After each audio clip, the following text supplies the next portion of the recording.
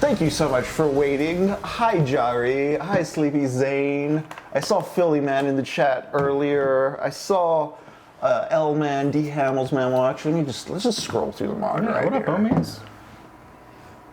Yeah, there's Philly Man. There's AR Berlin. There's L Man. D Hamels Mammal. I'm sure. Like Oh! There's Josh Foreman. Yeah, the Sons of Liberty. Hi, welcome to TECHNOPOVERTY. I'm Henry. I'm Jacob. And we're playing Metal Gear Solid 2. We've been talking about Fredric Jameson's Postmodernism in Consumer Society. We're moving on to The General Zapped an Angel by Howard Fast.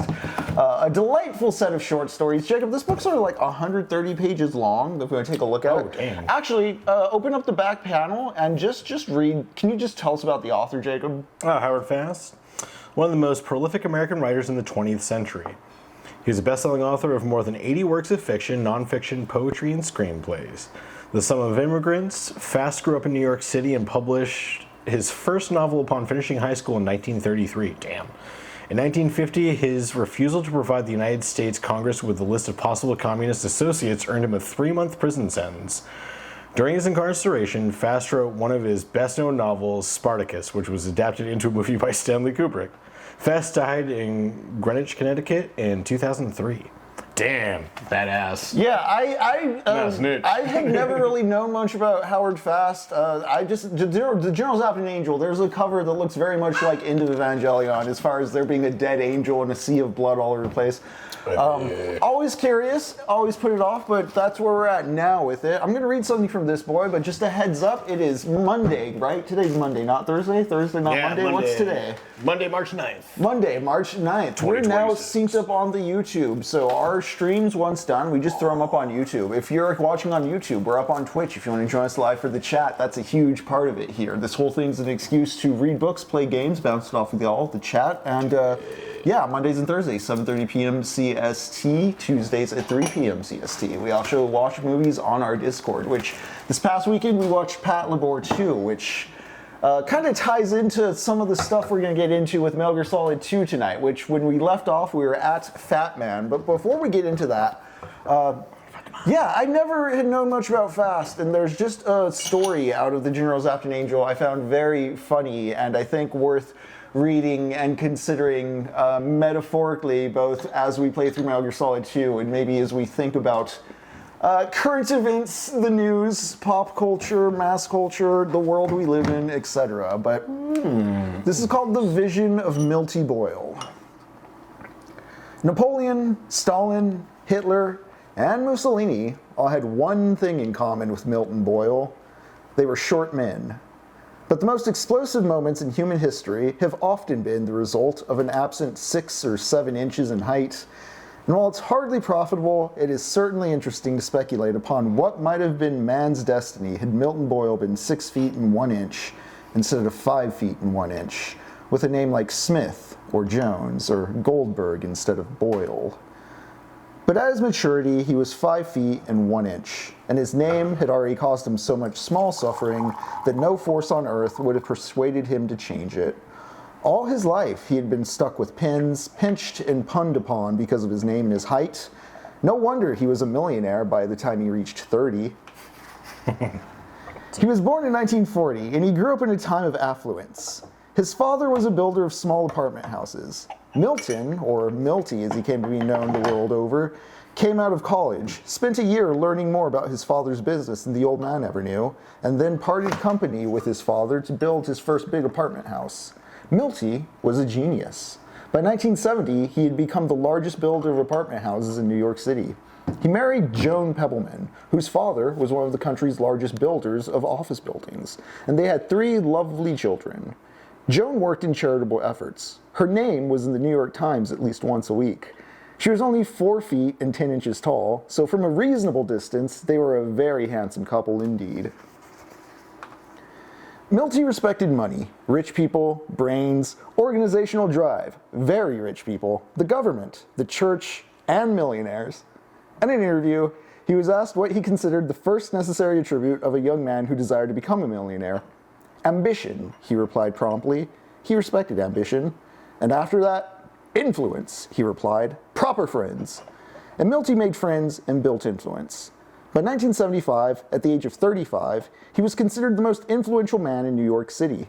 His influence was such that he was able to have a number of significant changes made in the building code, among them the lowering of the minimum height of the ceilings to 7 feet. With this achieved, he built the first 100-story apartment house in New York. In 1980, riding the crest of the wave created by the population explosion, Milty Boyle managed to have the city council pass an ordinance permitting ceilings of 6 feet in all apartment buildings over 50 stories high. What an asshole. Rival builders sneered at Milty's new house, claiming that no one would be so damn foolish as to rent an apartment with 6-foot ceilings, but such was the housing shortage by then that the entire building, with its 700 apartments, was fully rented in 60 days. The cash flow that passed through Milty's deserving hands had by now become so enormous that he was known throughout the business as the Golden Boy, or more often, the Golden Boyle. But Milty was beyond the barbs of name-calling. His vision and imagination had lifted him to unprecedented heights, and once again he brought his influence to bear upon the lawmakers. In 1982, his workmen broke ground for a new building of 100 stories, with ceilings 5 feet high. Biographers recall this as a moment of great crisis in the life of Milty Boyle, and historians look back upon it as a turning point in man's destiny. Suddenly, all the forces of conservatism focused upon Milty.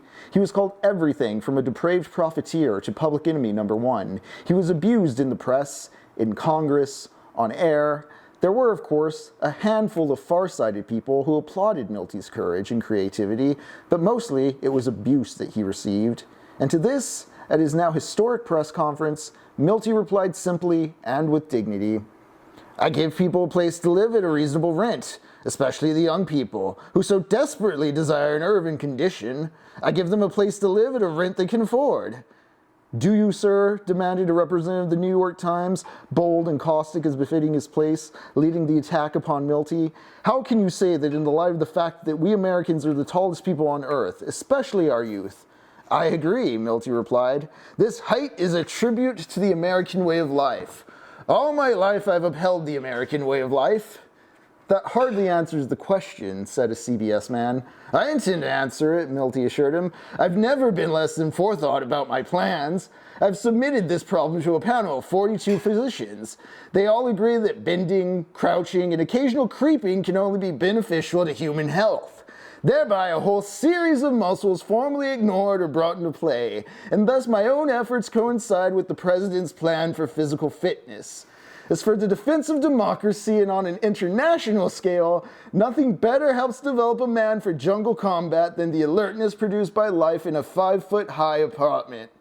I have here a statement from the Secretary of Defense, mimeographed copies available, which says in part, the constant concerns for his country's welfare which dominate the thinking of Milton Boyle deserve special mention and commendation. I also have statements from Generals Bosch and Corpulent, both of them experts. Mr. Boyle, he was interrupted, are you trying to tell us that those low ceilings constitute a positive, progressive feature in apartment construction? They do indeed. Furthermore, an apartment's no place where one lives vertically. We've conducted a survey of habits of over 10,000 apartment dwellers, and the results show that 92.8% of their hours spent in the apartment are spent sitting or reclining or prone. With young married couples, the percentage is a trifle higher. So did Milty Boyle defend himself, the man alone fighting off the forces of reaction and always contemplating the gigantic profits produced by a building consisting of 5-foot-high apartments. But a day later, at his regular board of directors meetings, Milty found that even those who shared the profits had their doubts. It won't work. Milty, you can't go on this way. I hear Washington intends to step in. Did you hear what Pravda has to say? I have the translation here. The final step in the decadence of the United States. Well, it gives one pause. I don't say it wasn't a brilliant step, Milty. I simply ask, will it work? Can it work? Life's not Pravda, but listen to its editorial. Has Milty finally flipped? We don't hold those who characterize Milton Boyle as a madman or a public enemy. We recognize that the greatest builder of modern America does not make decisions lightly. But if Milton Boyle's not mad, neither are Americans 3 feet tall. No, Milty cried, finally coming to life in a place in the head of his table. Hold it right there. Read that last sentence again. What last sentence? You know, that business about 3 feet tall. You mean this? But if Milton Boyle is not mad, neither are Americans 3 feet tall. Right you are, there it is. There what is, asked one of the older members, less able because of his age to follow the pyrotechnics of Milton's thought. The whole thing, the whole answer, the key to everything. Milty's very real excitement began to permeate the others. What key, Milty? Don't be so damn mysterious. All right, but tell me this. What's the #1 problem of the world today? Communism, half a dozen of the board members replied eagerly. Nuts, communism's a word. We lick them in space and we lick them in everything else down here. Our houses are better and our roads are better and our factories are better. Disease, someone said hopefully. Did you ever hear of antibiotics? Not disease. War, Milty? Since when is war a problem? Inflation? You should talk. You made millions out of inflation. Come on, use your heads. There's only one one problem in the world today. And if we lick it, it licks us. And if we destroy it, it destroys us. Until now, until right this minute when your Uncle Milty Boyle solved it. And we're going to lick it, and it's not going to destroy us. Quick aside, this was published in 1970. If you're wondering, because like he's talking about like they're saying shit's happening in 1982 and stuff. This is written in 1970. He's predicting a future real estate magnate doing this stuff. This isn't like written in the 80s or the 90s looking back, in case you're wondering about real world context and parallelisms. Let's get back to the story. They spread their hands hopelessly. They looked at Milty in defeat, knowing how much he enjoyed winning. Milty, let us in. Tell us where the action is, his first vice president pleaded. All right, Milty Boyle leaned forward, his face hardened, his voice became precise and crisp. He was all mind now, a cold, beautiful, hard-core, calculating machine. They knew that look on Milty's face. They knew it meant a breakthrough, action, and more action. The silence at the board table became a thing itself. All right, world's #1 problem. Overpopulation. Namely, the population explosion. Next, what is our market for anything? People. And how do you increase a market? More people. But with more people, you've got the population explosion. Mankind trapped. Finish. Over. The earth starves. Right, Milty, the board whispered. But there's a way. The board waited. Slowly, measuring each word, Milty said, double the size of the earth. That's the solution. That takes care of the next 100 years. The members of the board relaxed, looked at each other, grinned, and then burst into laughter. Only Milty didn't laugh. His face was stony set and cold as ice. He regarded them without pleasure and waited. They saw his expression finally, and the laughter died away. Milty pointed one finger at his second vice president, who was in charge of purchasing, and asked evenly, Just what the hell do you find so funny? The jest, Milty. We're laughing with you. Why? Because it's a yuck, Milty, a tribute, so to speak. You got a sense of humor like nobody else. I don't think it's funny, Milty said. No, but you got to be kidding, Milty. The Earth's what it is. 25,000 miles in circumference. That's 4th grade stuff. And you've got a 4th grade mind. Milty, said the oldest member in a fatherly way. Milty, you have a fine mind, but nobody makes the Earth larger. No, Milty, I'm afraid not. Oh, thank you, Ja-Ree. Josh Foreman has a sub now. Awesome. All right, Milty said, unperturbed by the oldest member and smiling slightly. Nobody makes the Earth larger. But tell me this. Suppose, just for the sake of argument, that the average man was 3 feet tall. Now, if he kept the same scale in relation to himself, everything would be reduced by half. 6 inches would be a foot, and a mile would become 2 miles. In other words, if the man's reduced in size to 1/2, then so are all his measurements. Suddenly, the world's not 25,000 miles in circumference, but 50,000 miles in circumference. We've doubled the size of the Earth. Milty, said the oldest member, still in a fatherly way. Milty, you got a brain like a steel trap, but All you're actually doing is buttress one impossible statement with another. To make men 3 feet tall is as impossible as to make the earth 50,000 miles in diameter. Who says? I say, Milty, continued the oldest member. I was a friend of your father, may he rest in peace, so I have the right. Good, Milty said. You got the right, now shut up. And the rest of the board. I say we can produce 3 feet men. How, Milty? Asked the youngest member of the board. He was with Milty all the way. How? First I ask this. What in the hell is so great about tall? Tall, tall, tall, that's all you hear. Why? Was Adolf Hitler tall? Was Napoleon tall? Was Onassis tall? Was Willie Shoemaker tall? And do you know how much prize money he took? Over 30 million, that's all.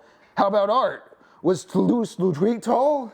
Do you know how they believe Shakespeare? Do you know how tall they believe Shakespeare was? 5 feet 4 inches. Tall's for basketball players. But people think tall, Milty. Then we change their thinking. They think tall because everywhere the propaganda says that tall is good. We change that. We show them that tall's for clods. The men who make the world go round are small. The men women prefer are small. The men who become top dog are small. It's a small man's world. That's what we show the world, that it's a small man's world, and the smaller the better. But Milty, the oldest member of the board said patiently, suppose we demonstrate all that. We still can't make men smaller. No, Milty smiled. Years later, remembering that smile, some of the younger board members spoke about a Gioconda quality, but that was in retrospect, and after Milty had gone to whatever rewards the next world provides for such a genius. At the moment, then, in 1982, Milty's smile was a smile of sheer, superior knowledge. Jacob made some tea. He's off to the side eating while listening in on the story. Thank you for being here. Welcome to TECHNOPOVERTY. If you're just joining us, we're reading The Vision of Milty Boyle by Howard Fast out of his compilation, The General Zapped an Angel. We'll be getting to Metal Gear Solid 2 shortly. Give us just a moment to get through this delightful short story. I'm going to sip this tea now and check in with the chat.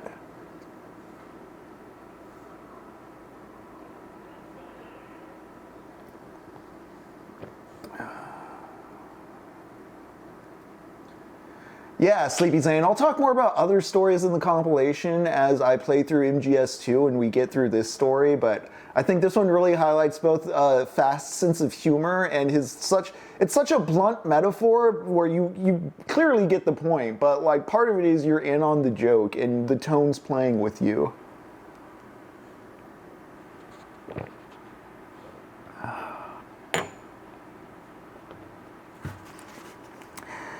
It's a small man's world, and the smaller the better. But Milty, the oldest member of the board, said patiently, suppose we demonstrate all that. We still can't make men smaller. No, I already read this. Let me go a bit further ahead. No, we can't make men smaller, but they can, can't they? How, Milty? By wanting it. Men have increased their heights by over a foot in the past 200 years. Suppose they start to decrease it. A month later, in the same boardroom, facing the representatives of the 12 largest advertising agencies in the world and the 17 largest public relation firms, Milty Boyle put his plan on its proper level. We are here, ladies and gentlemen, he said, to serve mankind. In the name of mankind, its purpose and its survival, I call this meeting to order. Our goal, my friends, is to double the size of the earth. Then, to the silent that is until he had finished, admiration of all those assembled there, Milty presented his plan. And even in those hard-bitten, cynical representatives of the one business that makes the earth turn broke into cheers and applause.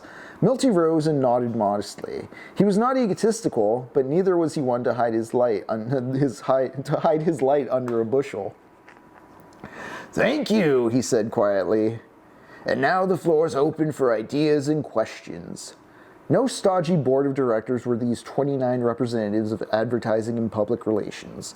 Their minds were as hard and bright as quartz. The first to rise was Jack Aberdeen, the younger of Wonder Boy of Carol and Quince.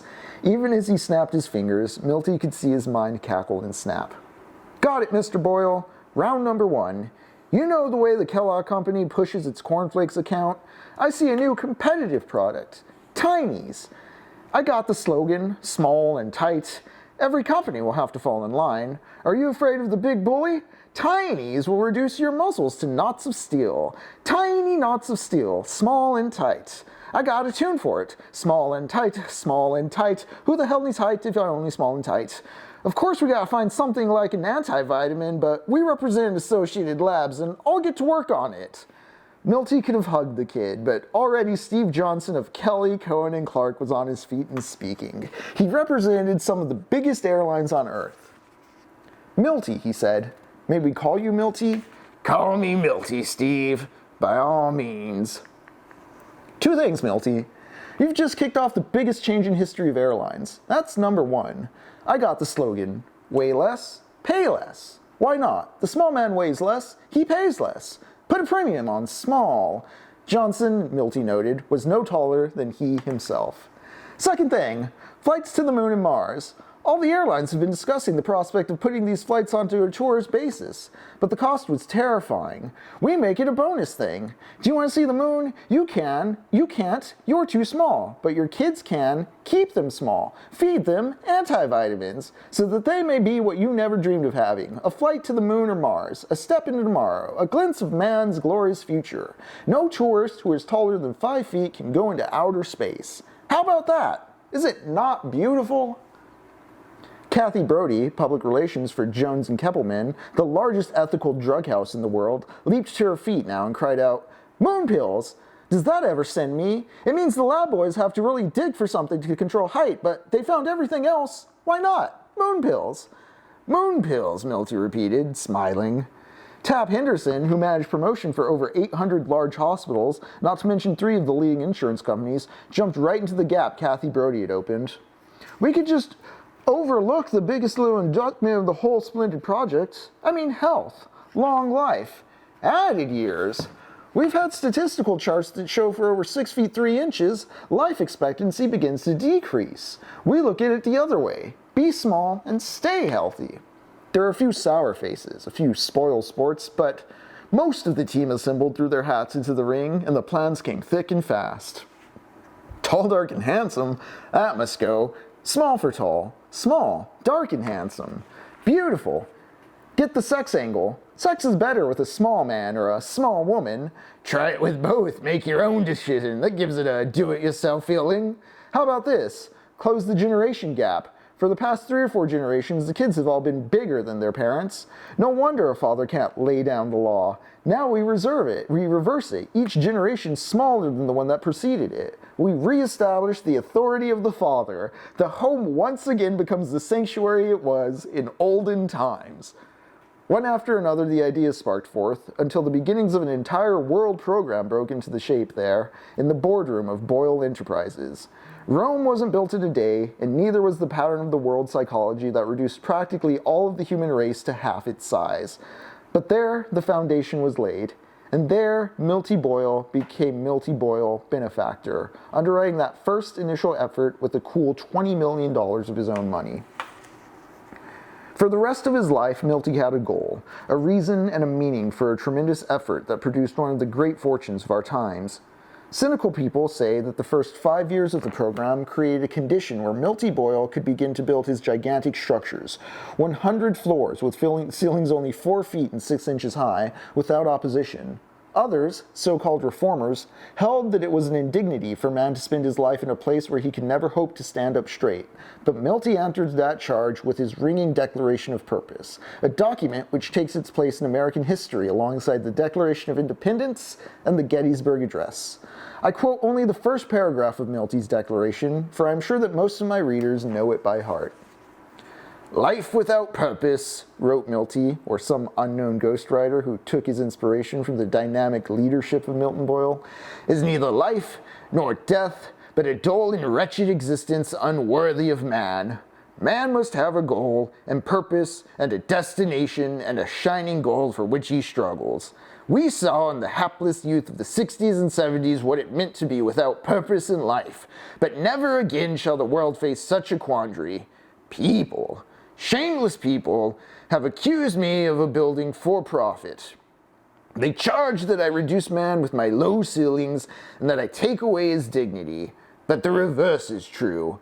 Through my splendid houses, man has found both dignity and purpose. The purpose to be small and to raise small children, so that the world may increase in size, and the dignity of men who must always fight with their environment, who cannot stand in decadent comfort, who must struggle and grow through struggle. In the year 2010, when Milty was 70 years old, he achieved his ultimate goal.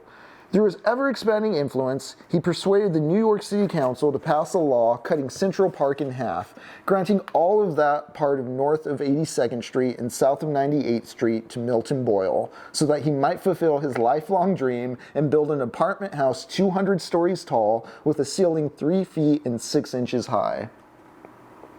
Over 100 people were killed in the riots that followed this action of the city council, but progress is never achieved without paying a price, and Milty saw to it that no widow or child of those who had perished went hungry. Also, he guaranteed living space in his new building to all those made fatherless by the riots, at 1/2 the rent paid by the regular tenants. After that, only fanatics and hippies would deny that Milty was the gentlest and kindest of landlords in all of history of landlordism. Indeed, after his death, the Pope instituted proceedings that would result in Milty's eventually becoming the patron saint of all landlords, but this is still in the future, with many thorns strewn on the path to sainthood, not to mention certain confusion about Milty's religion, that is, considering he had any. Milty died in his 87th year, and we can be pleased that he lived long enough to see his dream begin to come to fruition. His coffin was carried by 8 young men, not one of them more than 4 feet 8 inches in height, and here and there in the audience that packed the chapel were grown men and women no taller than 4 feet. Of course, these were the exceptions, and it was not until almost half a century later that the first generation of adults who were less than 3 feet tall reached their maturity. But we must not abandon this small tribute without noting that when Milty's will was read, it disposed of no more than a few $1,000s and a handful of things that were beloved of him. Such was the nature of the man who earned millions only to give them away.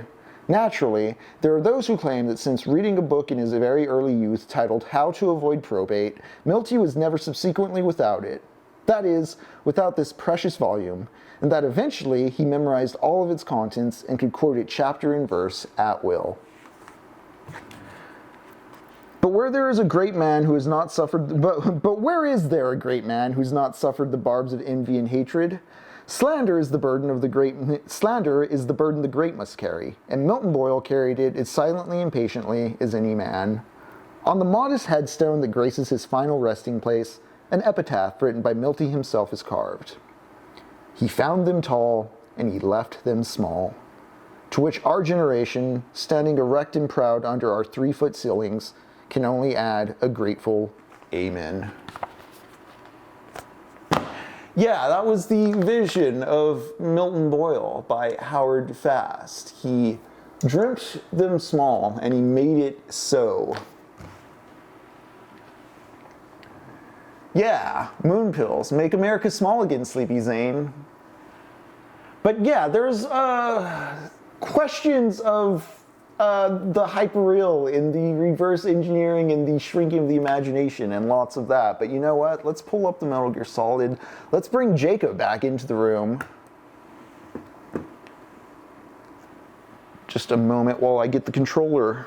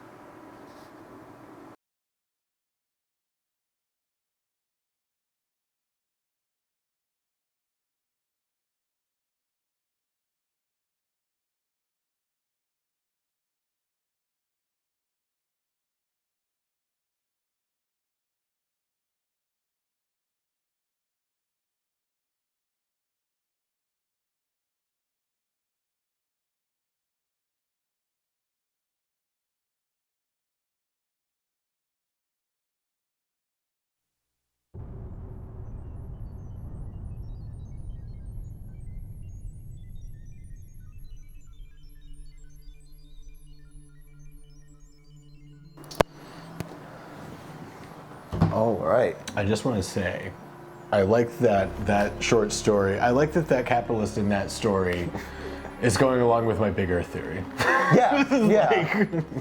No, I like. Yeah, like as soon as he was like, the Earth is like gonna make it bigger, I was like, yes. So the whole reason I read that story wasn't for any of like, you know, this guy's he's apparently a commie, blacklisted, yada yada, some sort of lefty writer. Who knows why we pick what we read here ever, folks? And you know, I just read this dude some really good ideas about the big Earth, and I just really fucking love big Earth. If there's something we here at Technopoverty believe in, it is big. It's just the concept that Antarctica is actually a wall of ice encircling us. I don't So like cool. flat Earth is bad, but the wall of ice prison is just, it's too cool. It's so cool. Yeah. I mean, if we're going to indulge in the hyper-real and just insist on things until they somehow physically manifest in this reality, what if, guys? What if big Earth? Oh, and I will say again, my father is a flat earther. Oh no. Like, does anyone here have a flat earther in their life that they know of? I know of 2 of them in public. Or 3. Josh Foreman, I'm just thinking like a big Earth. Like it's so big it looks flat. Exactly. Like where we are, Yeah. where Antarctica is just like It's just the Earth smallest is part. just bigger. Like where do you think Lemuria went? Like Atlantis had to sing somewhere, right? I don't know, Josh Ford. I'm not familiar with expanding Earth. Is that just the like the Like Earth just absorbing literally, like mass? falling apart or something? Yeah. I'm intrigued. Because Big Earth is just something me and Henry have really been Yeah. fucking around It's, with. I see it in my sleep and I can't do anything with it. Yeah, it speaks to us. Oh, babes, I mean, Sleepy Zane. I wish. I know I can ask for an ice wall. I'm just like, do I indulge believing that there's like a dragon or something behind his wall? Like where does the line stop? At what point is coming? At what point am I just like, yeah, Conan the Barbarian really happens? Like, I mean, Conan the Barbarian actually.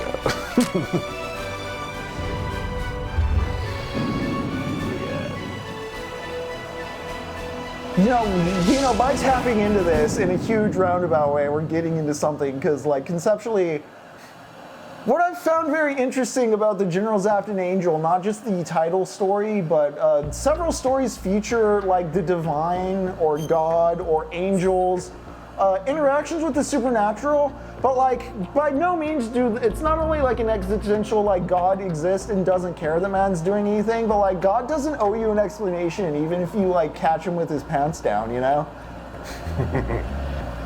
All right, we're gonna load this game. And we'll get more into that whole like God doesn't owe you anything, talking about the title story from the Journal Zapped and Angel, but I want dragons to also exist, but I also am scared of Dragonheart, you know?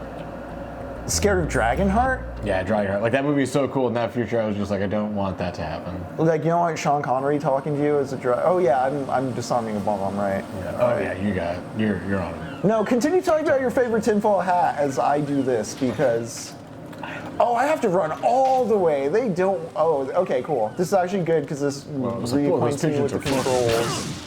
Oh yeah, same mistake I made last time. I didn't turn in my heat vision to see the explosive mine, the claymore. What was the title of that short story again? That short story was The Vision of Milton Boyle.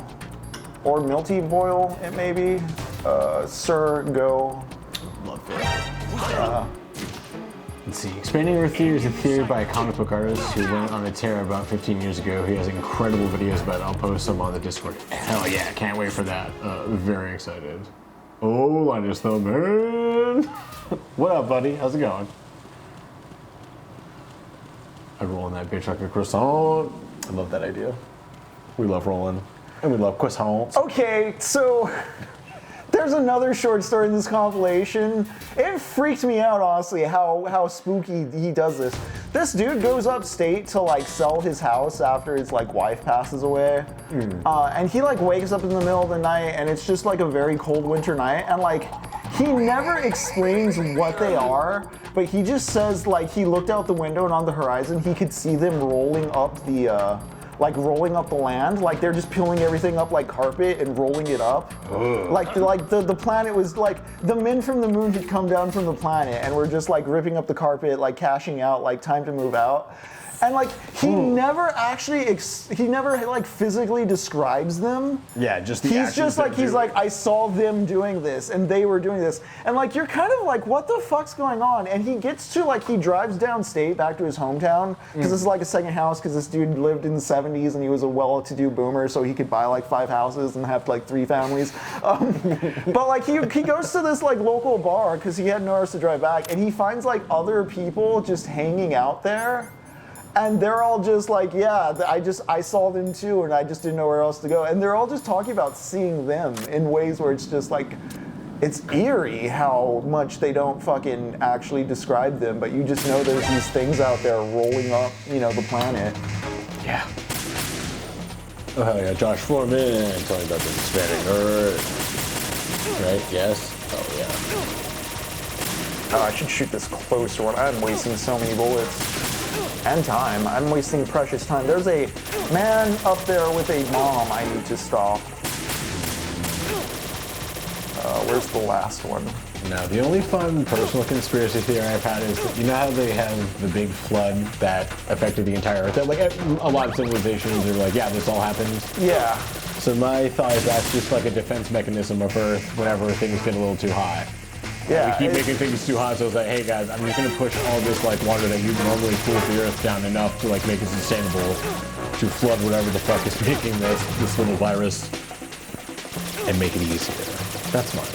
I feel like I kind of wasted this run. Actually, is there a way I can quit the game? That's not like I'd like resetting the whole. Just actually quitting the game. You know what? No, we'll just go into Fat Man's Fight unoptimized and just waste the whole night. Let's do it. Let's get stuck on this guy. I'm feeling like, damn, I should really not wasted that one ration I wasted at that one point. No. I hate when you compound interest, you know. Truly. If Bryden doesn't die here. Oh, okay. I'm actually gonna quit and load just because I don't want to waste that ration. It would have been smarter for me to run, so shoot all those drones.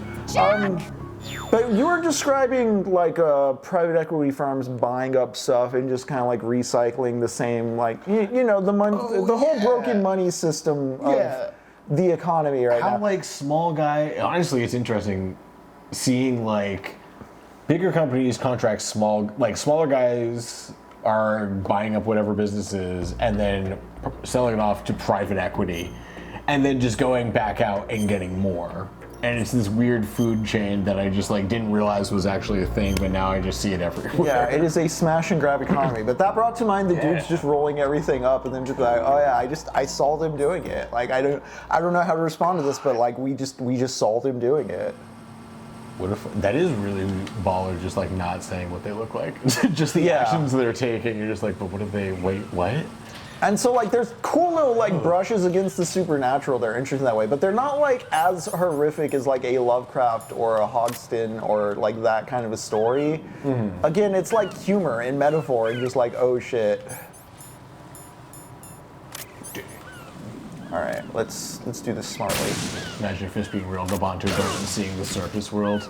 Incomprehensible. Yeah. I wouldn't be surprised if the biosphere has a kind of immune system. One of my favorite conspiracies is that the gray aliens are part of that immune system. Oh man, I did not mean. I wanted to choke him, but I had the gun in my hands, so. He's fucking dead. Are there He's not going back to his wife. Is there rations here? No, but I should. Well, hence why they're so closely resemble humans. The Earth constructed them from local DNA. Wait, what is this? To be clear, the idea that like the gray aliens are part of that immune system that we were kind of talking about. Oh, what if fish people? I love the idea too, because also I never realized that we were like, instead of like unidentified flying object and unidentified underwater object, I was like, wait, aliens underwater? I had never considered, but now I'm like, but also there's like. We know more about space than we do about the ocean, so I was like, damn. The Pacific Rim knew the truth. It's pretty cool. And I bet James Cameron won't tell his secrets. His secrets. Secrets.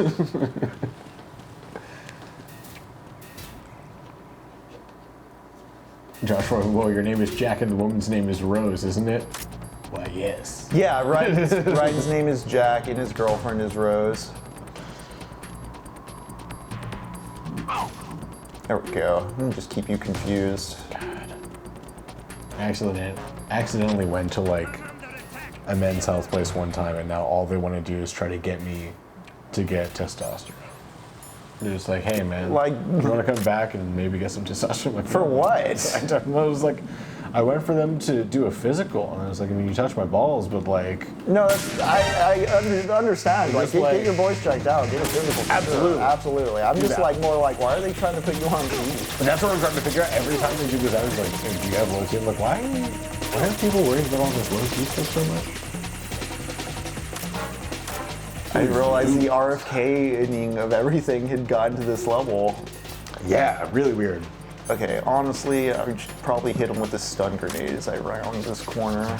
Oh dang, Josh, I didn't notice that back when I played it. Yeah, I thought it was very funny after we were talking about all the things that the game was kind of like trying to enhance in the game, and it was like Jack and Rose thing. I was like, well, that's even funnier. Oh, this guy.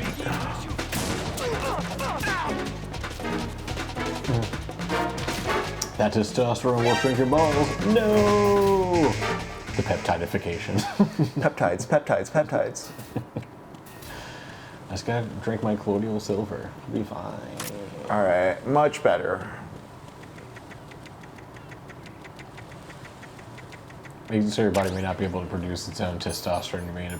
See, that's my thought, Philly man. Is like, if your body already doesn't produce something, then you need to take an injection, as opposed to being like, hey body, I'm gonna put this thing in you. Your body's like, oh cool, well I don't have to make this because we already seem to have a steady stream of this thing. Ooh, maybe I will get ripped though. You know what, I take back everything I just said. Let's take some testosterone and get some tiny balls, boys. It'll make everything else look bigger. Hey, there we go. You're right on time, I see. I like a punctual man. A punctual man. I Are you trying to move your moon pills? Oh hell yeah, Johnny, send me your moon pills. The greatest and the Hear lowest. this rhythm?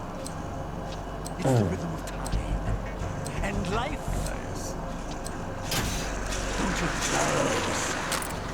I used to hang around department store. I remember last time I did this being very annoyed. Let's see how it goes tonight, folks. God, this is so fucking 90s. I just do it on fucking rollerblades. Like the plastic ones, you know? Life is short. I just love how fucking straight up, like, not even a joke he's taking it. You know, he's like, nah, man. And nothing else announces its own end with such a fanfare. Glad you could make it. The party's about to start. God, this would have to be like hanging out with Jeffrey Epstein. It's like the stupidest thing he's wearing. You He's can't just think being anything the 'cause he's a coolest. fucking Yeah, monster. right. You're like, he's wearing I that stupid keep shirt thinking with Bill about one Clinton. exchange where the supplement dude's like, "You're the coolest dude, and I can't tell anyone about it." And his reply is like, "Yes, exactly." Because like, that's like such a forum kid, like the stupidest kid at anime club getting admired by the second stupidest kid. Like, you're so cool because you have a katana. He's like, "Yes, I didn't buy it at the mall for $40." Yeah. So that's what's going on. What the hell are you talking about?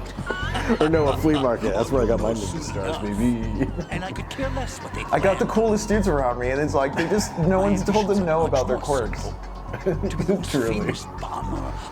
Just I want to be a famous bomber. Like that's not a productive hobby, dude. Oh yes, Yep. they will. I'll go down in history as the I don't man know, who Unabomber's beat pretty Peter great. Stillman. That's the only reason. That's Ted Kaczynski, fellow. Like hell you beat Stillman. He had your number. What did you say?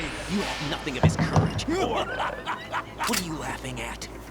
Wine with a straw? I think so. That or he's drinking a hurricane. 6 months ago. 6 months ago. liquidation of The Dead Cell. fuck? Call it what you want. Only the right stuff survived that hell. Damn. Set me free, you know. Open the way to a new dimension.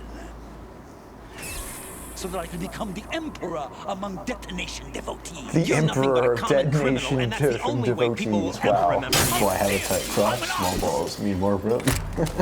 True. That is why I dislike boorish military types. Boorish military types.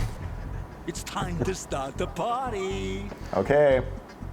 This is how it works. I plant a bomb, and it'll explode soon after that. If you prefer to stay in one piece, you'll have to disable my bombs. Laugh and grow fat. Yeah. Let's move. So I gotta stop bombs he sets around the field. The funny thing is there's actually some fucking nerd who would actually think this is cool, would like actually try to do this in real life with someone. I'm gonna be just like the fat man. Okay.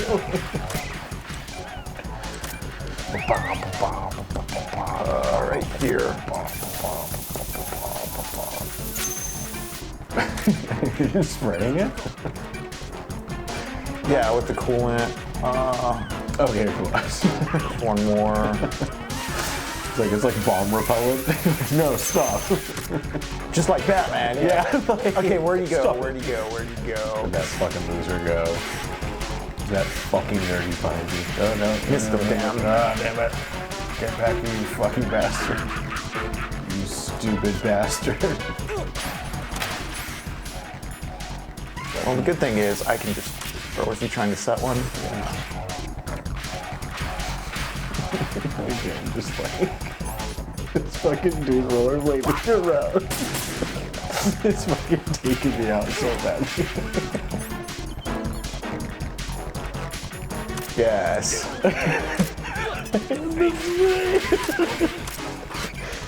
Definitely, I really like this, like having to chase him and finding throughout. I don't know why it would be so funny.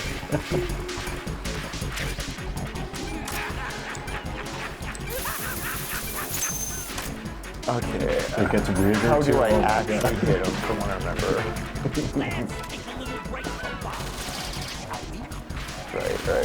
There he Ooh, goes. seed bomb.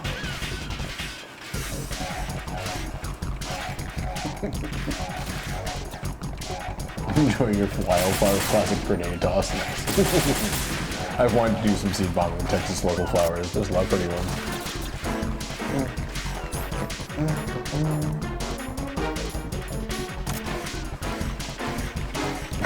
Eric the Winsome portrait with giant veins on the face. Guess this guy represents me then. I was thinking maybe this guy saw the movie Powder in the 80s. And it was like, yeah, I'm this like poor, frail, fragile white boy with superpowers.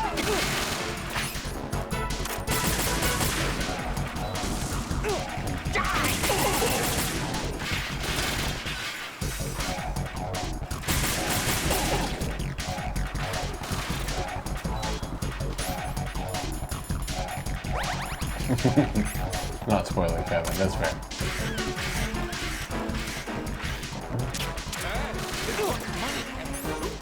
For a second, I thought you like threw on your hoodie.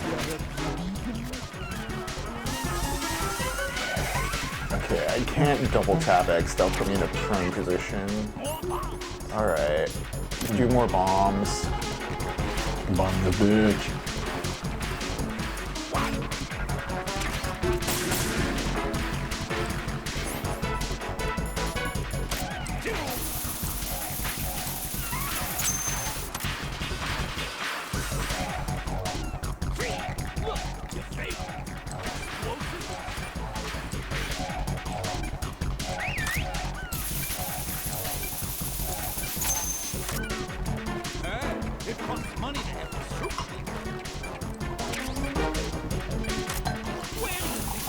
Okay, they're giving me stun grenades. I was on to something with that. Maybe. Let's see. Alright. This is, honestly, from what I remember, my least favorite part of the game, in all honesty. Oh, yeah. I can see this one be like a tedious thing. The visuals of this large man. Where did he go? It's like Zordon looking dude rolling around on a rollerblade. Where's the bomb? Oh my god. Let's get this one for now. Oh, it's on like the other side. Okay. Oh, there's little like yellow areas. No, well, yeah, the yellow's the sensor. I really don't see this one. I am so boned. Oh god. Oh god. Where is it? Oh, on that other corner. Hit it to the left. Damn. Oh, close to the floor, under. No! Jack, please Nope. answer me! Jack! Jack! Well, fair. Well then. Where do I start from? Okay.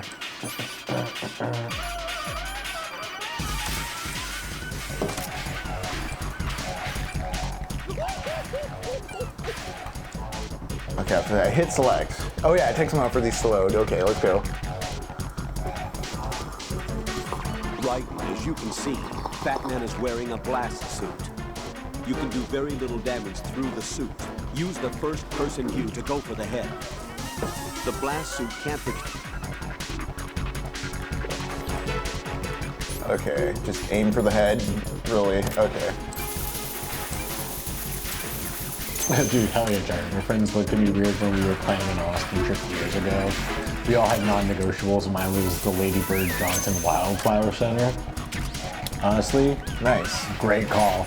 I was like, I was just there recently with my girlfriend. We had a wonderful time checking out the koi gardens. Japanese gardens were really pretty too. Excuse me. Whoa.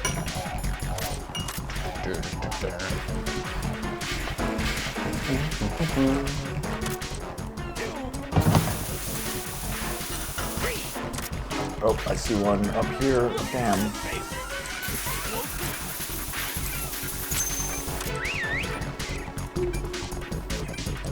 That motherfucker down to the right. No, that one's already iced. Oh, that one's thing. already out. Oh, gotcha. Oh, that one. Yeah.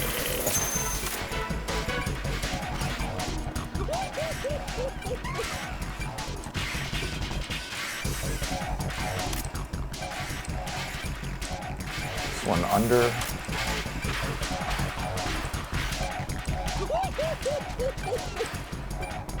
Where is it? Is it on the back part? Right there. Oh, is it over here? No, where the hell is it? Oh my god, I'm doing so bad at this. Oh.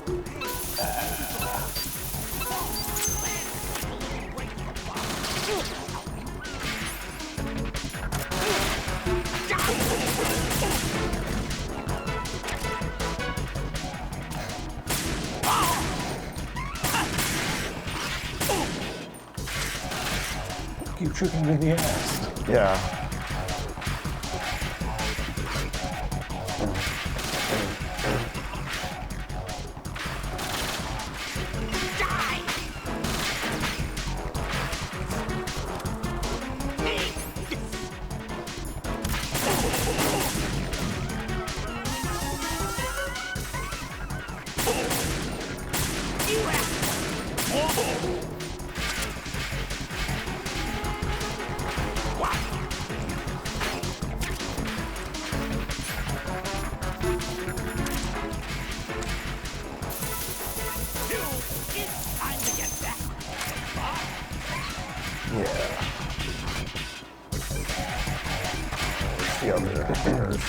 Oh, on tap.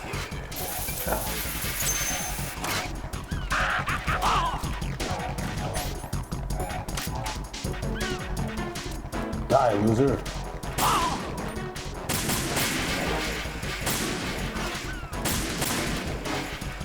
Damn.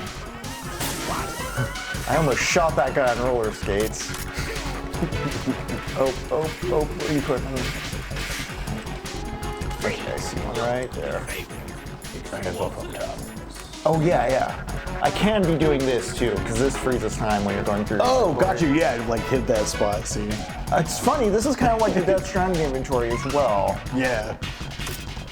Just UI features kind of carrying over, or Like it works. yeah. Oh, you fucker! You didn't make me choose.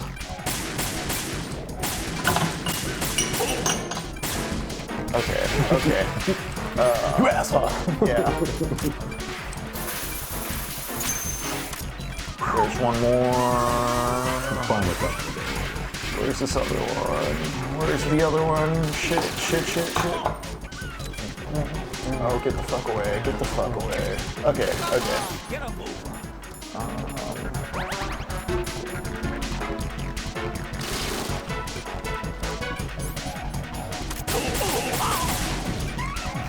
Okay, where's the cool way?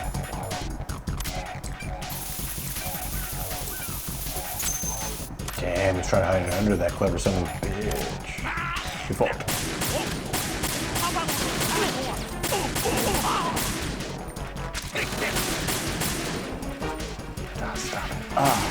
Stop rollerblading. Stop rollerblading. Yeah.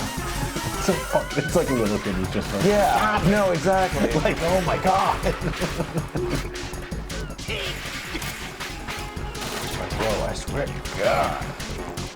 There are a box of bullets around here. There are a box of bullets around here.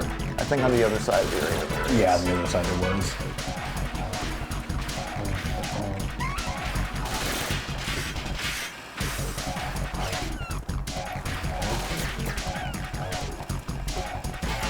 I wonder if he has a set number of spaces he can put bombs on, and then after a bit, it's just this now. Oh.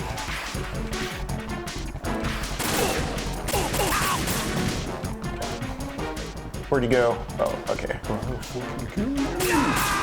There we go. Yeah. Okay, not too bad. That's pretty good. 2 tries, not bad. Fat Man is extra. Extra.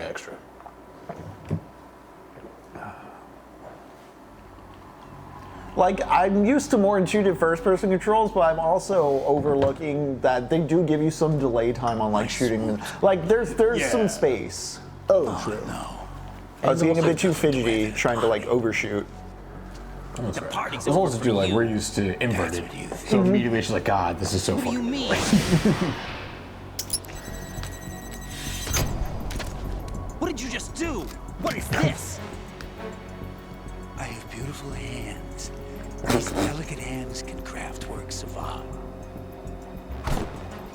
Answer me. What the hell is this? It's the switch for the biggest bomb in the entire place. No use. Once it's activated, there's no stopping the count. Just shooting the Where remote did you will stop plant it. it? Good brains, Raiden. Where is it? Somewhere in this area. Don't worry, it's very close by. If I remember right, Where it's is like it? under his corpse. Go ahead, shoot me. I'm already dead. Fucking Barney Think you Gumble. can find it? Don't cry about me, I'm already dead. Tell me where I can find the bomb. That's your problem. Wow, all right. Party. Raiden Bring booty, it on, I awesome. say. They'll be happy too. Oh, man. I die here and start my legend. Too bad you won't be around to see the movies. The movies. So he's obsessed with his legend. I do think there's some interesting like setup this is doing for later parts of the game, even though it feels pretty siloed off. Like, if you remember, the guy we saved last time was his like mentor, and he's like obsessed with making a name for himself, surpassing his teacher and all that. All right. Like, what fucking loser? Yeah. Yeah, because like, what's he trying to get good at? He's trying to get good at blowing people up, and that's gonna come back into play as we get further into this game. And it's like, Is that what gonna are we- blow up in his face? What are we training people for? What are all these games? What is all of this? Some people just don't stop and realize, like, what the fuck am I doing? We're conditioning people to be 3 feet tall, apparently. Good work, right. Looks like That shit is so fun. Yeah, yeah. their main Every leverages is story's now been gone. pleasantly surprising in that way. Like again, that one man about the didn't dudes seem to rolling know up the about hills, the I was like, this ransom one seems kind of demands. boring. It's just about like a Intentionally divorced kept in guy the dark, selling his I'd house. say. But then that He started happening. I was seemed like, to what be the coming from a fuck? very different place from the other terrorists. Fuck on? Right. A lot of hostages. Everyone's worried our about their president memes. included, Yeah, true. Are still in danger. How hard Keep would it your be mind to rollerblade focused on over metal protecting grates? them. God, it would be so fucking What are miserable. my Like, how many orders? times your fucking Rescue the president. wheel would We have get no caught? idea where he is. You haven't been in the central core See, yet. yeah, they totally- I suggest you start there. That's totally why they talk about the legend of Wait, Big Boss. And I have Big. another call. Yeah. Want me to take it? No, I'll go offline. Best to keep our presence unknown. Which are his choice. It's really funny. How you doing, kid? Pliskin, is everything all right? Could be Erich better. Pliskin. Looks like I was out cold for a while. How did you manage to stay alive? Had a Yeah. little help from a friend. Friend? Real big in the early aughts, you know? Marky Mark Beastie Boys, we need you. Too. That's good news. How's Shell 2?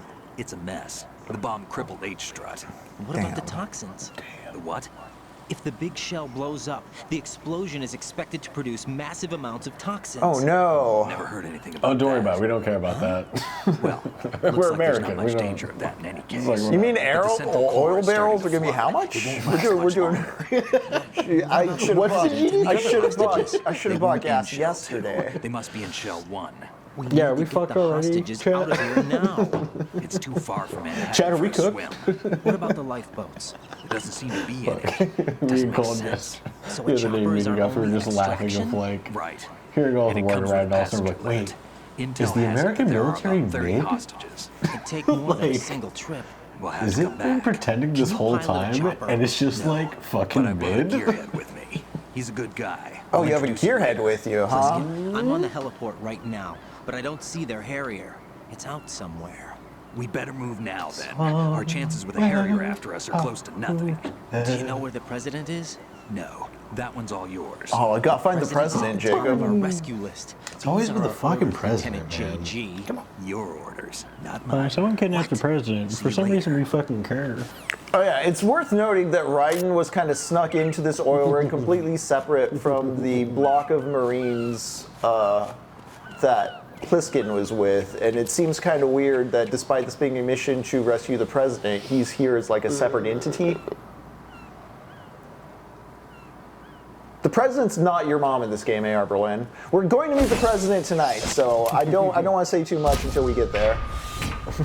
Mommy president? Hell yeah. Actually, I don't think we're going to be told he's the president until a bit later. We'll see. But hey, there's a cool ninja. Okay. I have no name. Are you Mr. X? If you like. Yeah, that the US created a big shell to clean up this field is the biggest sci-fi element. True. We're cooked, unfurled, that mission accomplished, bear boys. Love it. I kept calling the APAC president and DS2 President Whiteman, but also quite seriously the president in this is a total The president. lolly lule low. Ooh, la la lule lo. Oh, going to comms. We have some mysteries unfolding apparently. This is safer, I think. Safe from what? Eavesdropping, of course. All right. Why did you contact me? I Yeah. can order to give you backup, including a relaying of necessary intel. Ordered by whom? Yes, by who? Why won't you identify I got a yourself? cool ninja friend. All There right. is no need for me to know. I'll decide whether I need to know. You are not yet trusted to make such decisions. I'll tell you something you do need to know instead. The current location of the president. What? Or rather, the person who knows the current location of the president. Who is it? This A ninja's secret Russian service apparently. agent named Aengus, currently being held with other hostages. Secret Service, huh? The head of the president's security detail, Aengus, has been fitted with the same type of VIP nanomachine system as the president. Nano machines, huh? Within range, you should be able to communicate. Not micro Why are you telling me machines, this? distinctly Do I different. need to repeat myself? Yeah. There's no reason for me to believe any of this. You understand that? Of course, but you also have no choice but to believe. Do you have any other leads? Where are those hostages?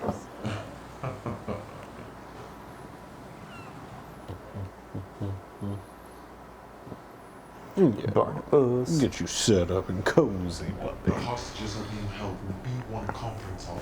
In the Shell 1 core, you'll find Ames there. What does he look like? We don't know if it is indeed a he. I've never met this person either. How am I supposed to look for someone without even a description? Yeah. Use your ears. What's that supposed to mean? Ames has a pacemaker. You'll be able to hear the machine sound in a heartbeat. You expect me to walk up to these hostages and listen to every one of their heartbeats? The sound is tuned into the detect amplifier. You'll be captured immediately. So what am I supposed to do? Use the directional microphone. There's one somewhere in the core. Cool. so clearly just tells you what to do, and the fun is like engaging in the doing of it, which is why the exposition's usually bearable in a Kojima game. Yeah. At least in a Metal Gear game. I think because of the more narrow construction, like the cutscene exposition leads you towards like direct object interactions in ways like Death Stranding doesn't. Which is not necessarily like a mark against Death Stranding, they're different things. Yeah. Try this instead. One of the terrorists? Sleepy Zane, I broadly agree with that, yeah.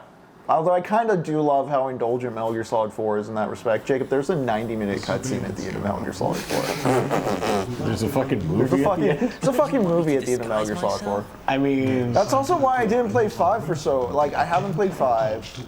Because 4's so definitively like the end of an era in a lot of ways. I mean, yeah, you don't really end a game with like an hour-and-a-half movie if it's not like You need an AK. purposeful. I saw them Right. carrying an AN-94. All men assigned to the core section carry AKs. So without an AK-74U, someone will see through me really quick. Yeah, I'm going for the top secret service man, Philly man. There's more? Grab some more water really quick. Gotta pass a retinal scan to get into the conference hall, got it. Oh, we can do this. That's right, guys. It's your favorite time where I'm not Biometrics. peeing. Crap. Nothing but the real thing that's Oh man, I'm honestly pretty unfamiliar with Vampire Survivors. This isn't pee. I suggest you could. They have a nuke on their side. The nuke. They have a nuclear weapon with them? You didn't find their continuing presence here unusual? Even with the president as hostage, this is an island, and they have no visible means of escape. Even if they do have a nuke, the warhead is no good without an access code. The security lockout can't be bypassed. They don't need to. They have the code. You saw it too, I believe. The Navy man will have a handcuff. The other half of it is on the football, or the black case if you like, the nuclear bottom. And now they have it. So think about the narrative expanding and unfolding and recontextualizing the magic circle made me realize Vampire Survivors is doing the same thing with this mechanic. Why did they have to bring the football along? To a Oh, interesting. I decontamination haven't, of all places. oh man, I haven't played Vampire Survivor, but I have seen it be played. The big shell is the farthest And it does look very addicting. implant there is. What? Said something. Bring a nuke along with them. It was right here. This oil rig's not really an oil rig? This affair is what it seems. Nothing in this affair is what it But why? seems. For what? This place was built over exactly, yeah. Where the, oh, there's a Metal Gear house here, eh? This place is built exactly where the ship crashed from the opening chapter. Oh, fuck yeah. This is Yeah. like that theory about like a US building built over a UFO that was too big to transport. But fuck, we'll just build a building over it. It's cool. Like, alright, that's kind of cool. Better ask Ames the rest.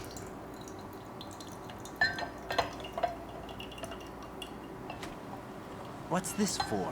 You might be glad. That's my secret, Philly man. I am up all night. Not peeing. What do I need a cell phone Sometimes for? peeing. Sometimes me. A little bit of peak.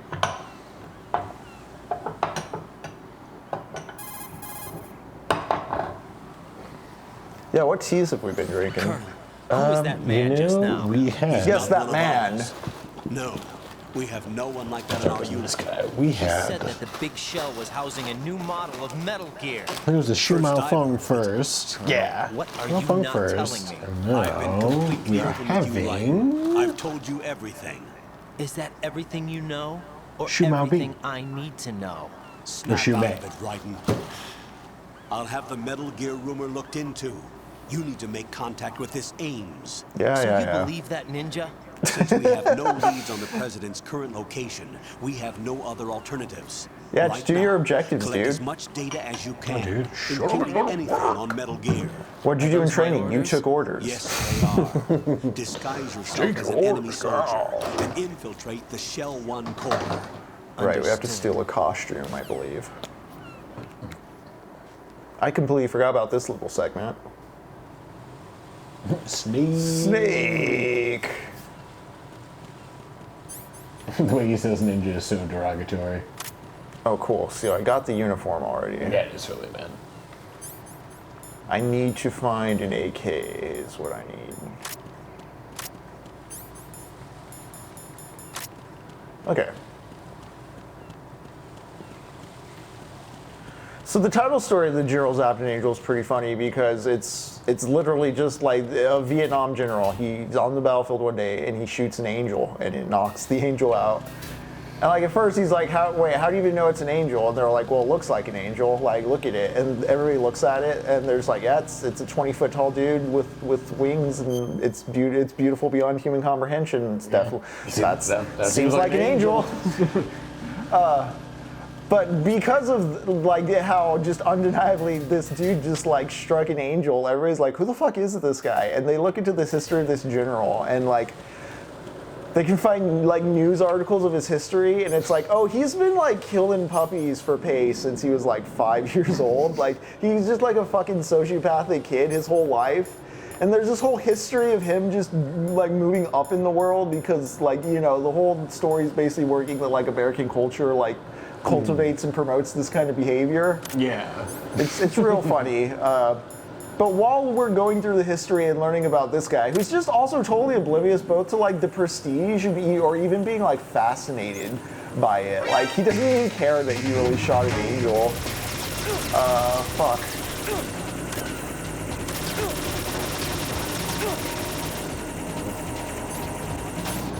I guess I will shoot these things. Jolly urination is my post-show debrief. I like it.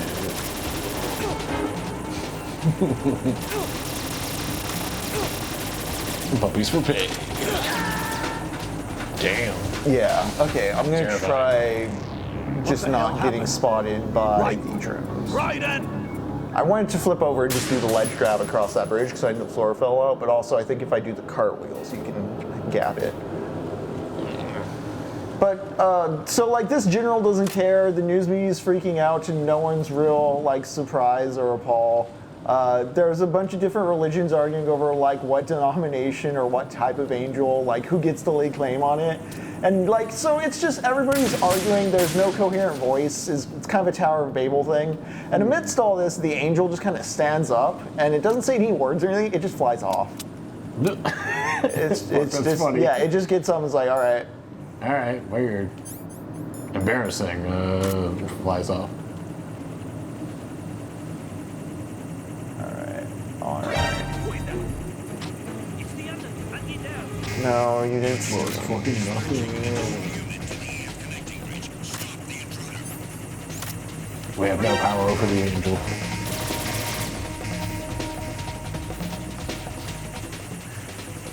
Yeah, and so I like the apathy towards the angel in that story, because again, it's like in his stories, it's like, okay, there's like a god, you could say, or there's something divine, and it's proven that you can touch it, or you can have a moment of transcendence with it.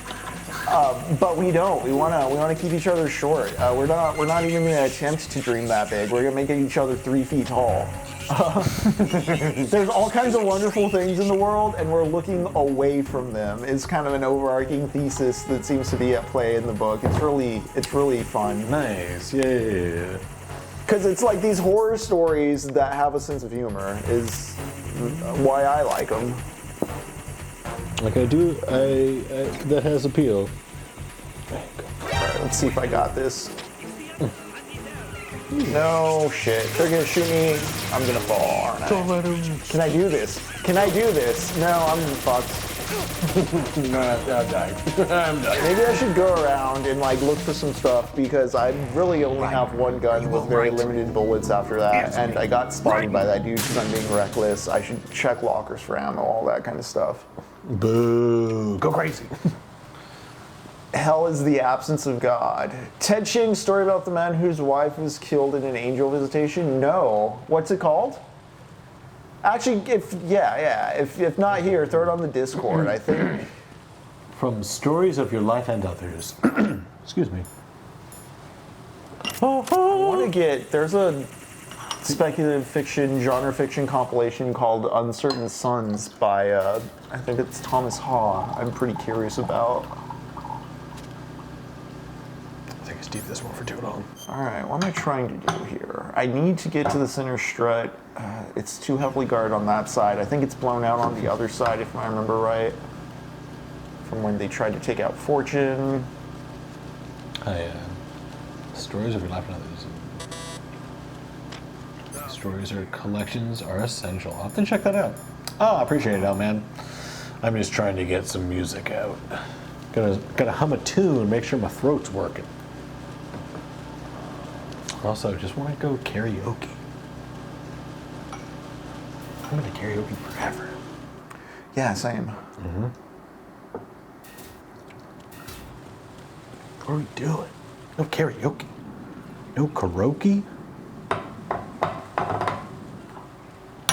Ooh.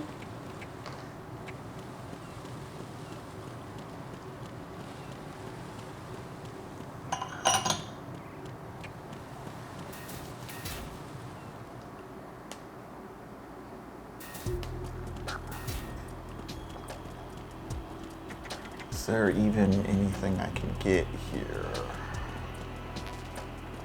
I need the PSG one. Is that the snipe? Oh. Oh. Film can't start rushing. Nothing here. Compliment is a mission. There's some, huh?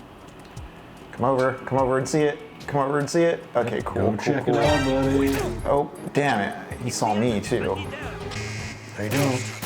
Fucking done with help, you loser.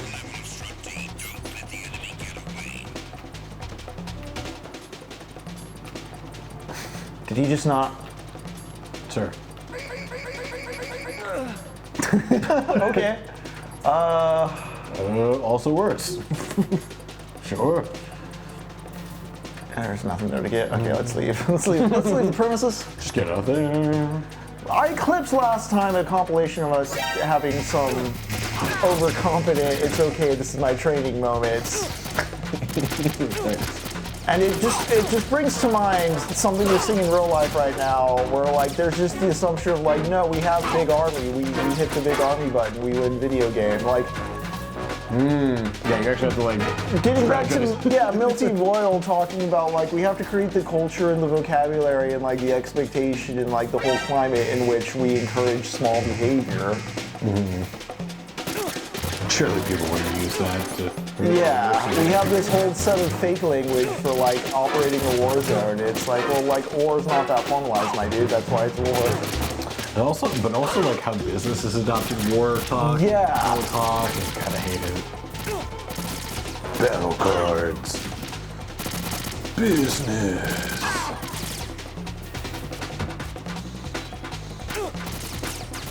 I'm gonna, here, give me. No shit, I left my rations on that. Okay, definitely kill me now.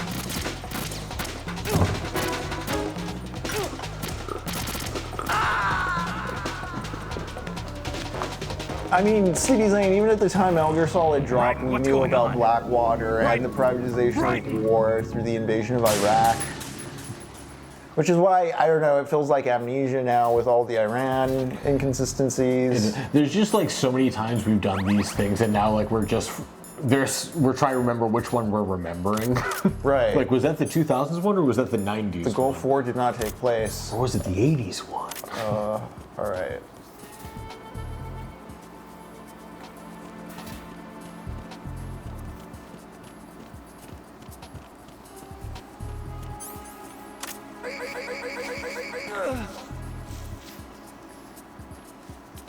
Do you have anything on you? I need ammo. I need stuff.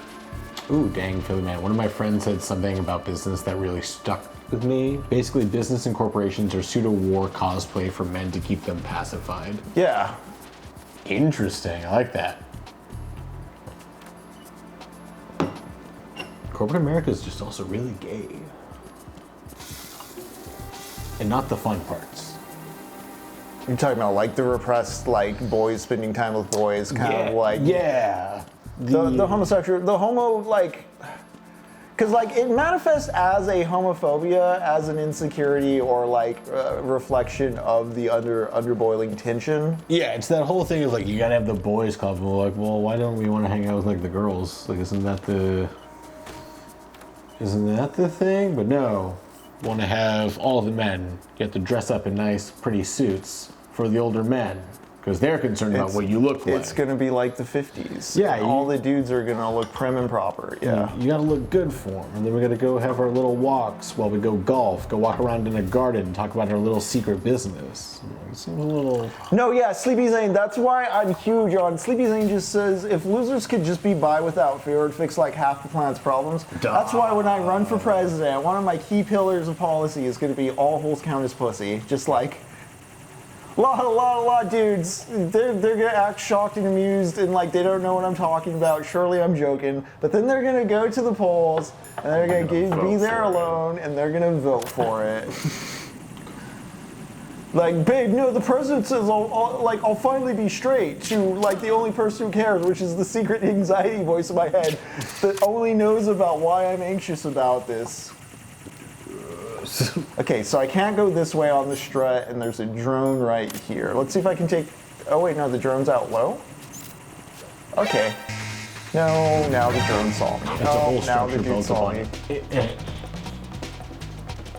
To imitate men contributing to society, but they're just contributing to one guy's pocket.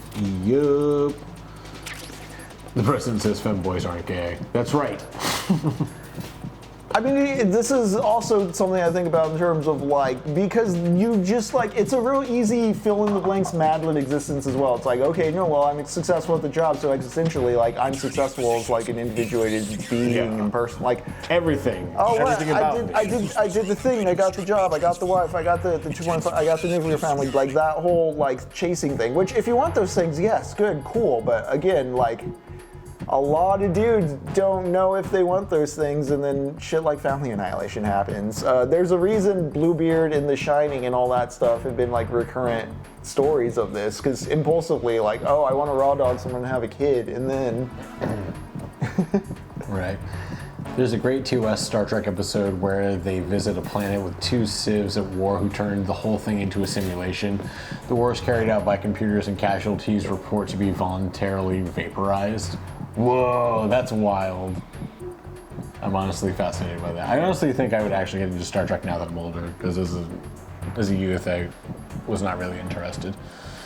A lot of corporations contributed almost nothing to the world. See, and this kind of ties into like what Pat Labor 2 is talking about, and what we've been talking about, both just like the military terms. Like, if you talk about everything as if it's a war, well, then there needs to be a war. If you have an arms race, well, like, we got to use those arms for something, right? Right? I'm sure Lux will have a lot of good to contribute to this when he comes back and we talk more about Derrida and SMT, but. Yeah, because Pat Labor 2 is about like, oh, we're arming our police state to like militarize for like an unjust peace. Would you rather have an unjust peace or a just war kind of thing? I will say too, I am really glad that all the people who were protesting the Stop Cop City in Georgia, proven right as we've gone further and further into fascism. It was just like, thank God those people were putting up a fight years ahead of time. Yeah.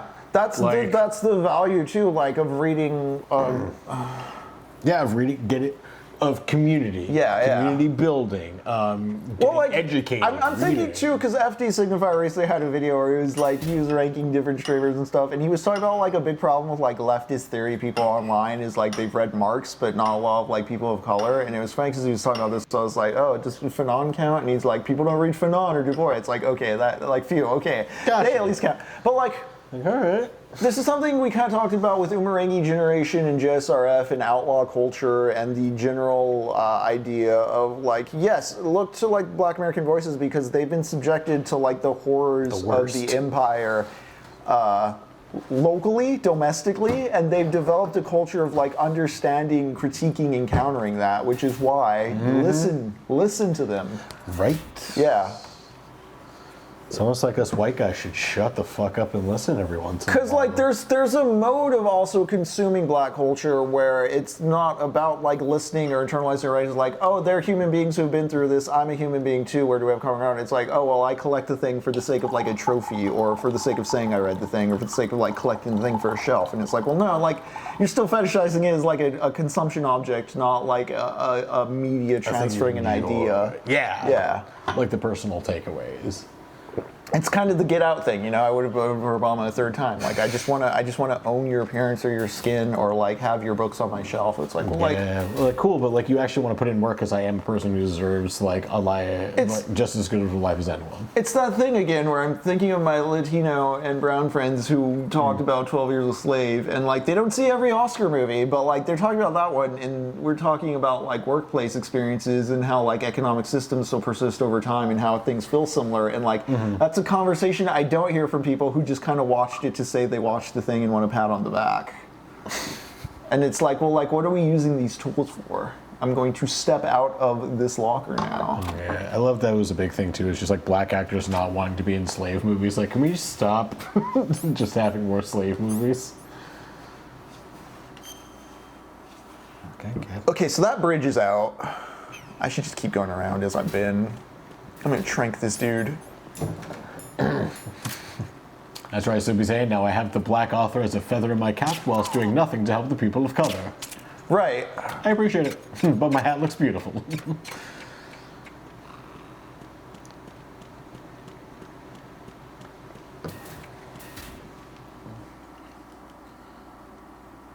Ta-Nehisi Coates is cool until he has opinions on Palestine. Jari, sorry, you just totally reminded me of something, and I'm glad I took a picture of it. I don't remember if I talked about it last time, but it was like the men like hoarding resources in smaller groups and pretending to be ghosts to like keep it like spirits and shit. Like, let me see. But Jari just reminded me of that of like. They don't want to let women into the boys' club boardrooms because they would have to share the stolen loot, and that is exactly this thing that I was. Share the what? To share the loot. Like, oh, the loot. Yeah, okay, whatever okay, it is, like whatever the main resource is. So this was like, which one is it? Okay, I'm being better at the next snap. Sometimes I accidentally throw them. This article, I forget who the author is, but this is called Impersonation of Spirits. Whilst the use of mimicry, masquerade, or camouflage in context of predation and their relationship to the local environment are comprehensible in light of the cross-species evidence discussed above, the impersonation of spirits in cult or ritual context presents more of a puzzle.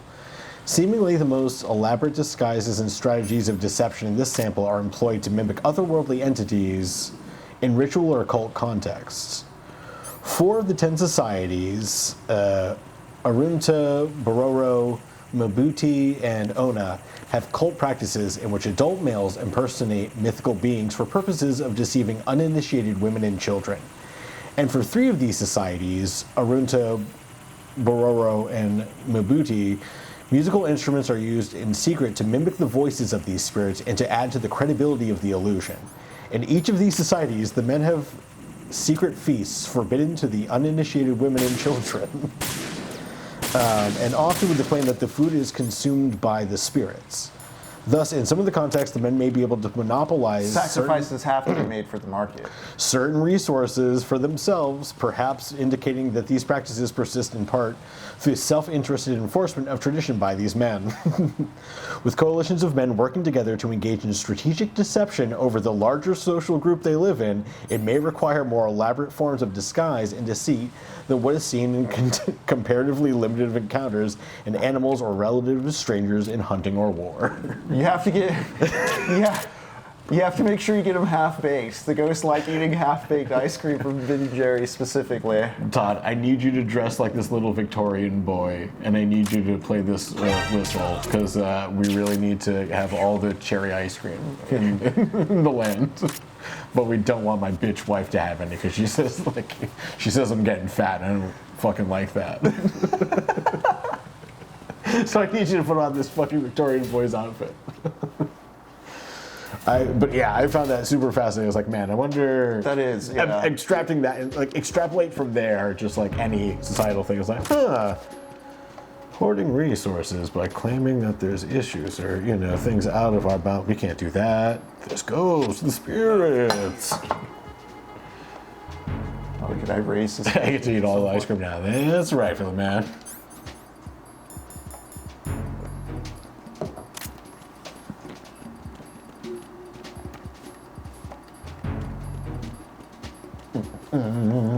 Oh yeah, I didn't know how to get on that box.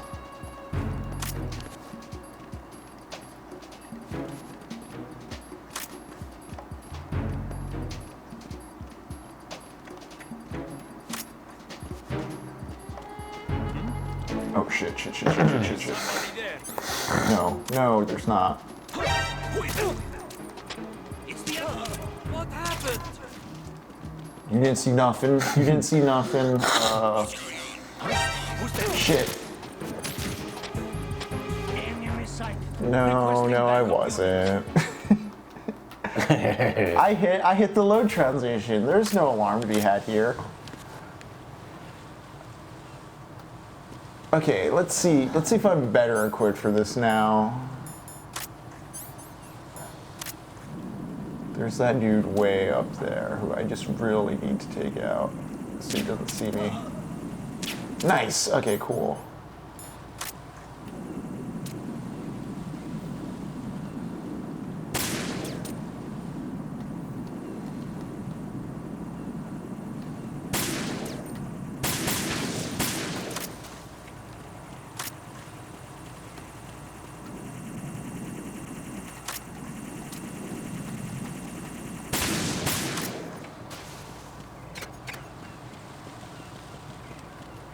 See, I just need to run around to get some more ammo. Fuck it.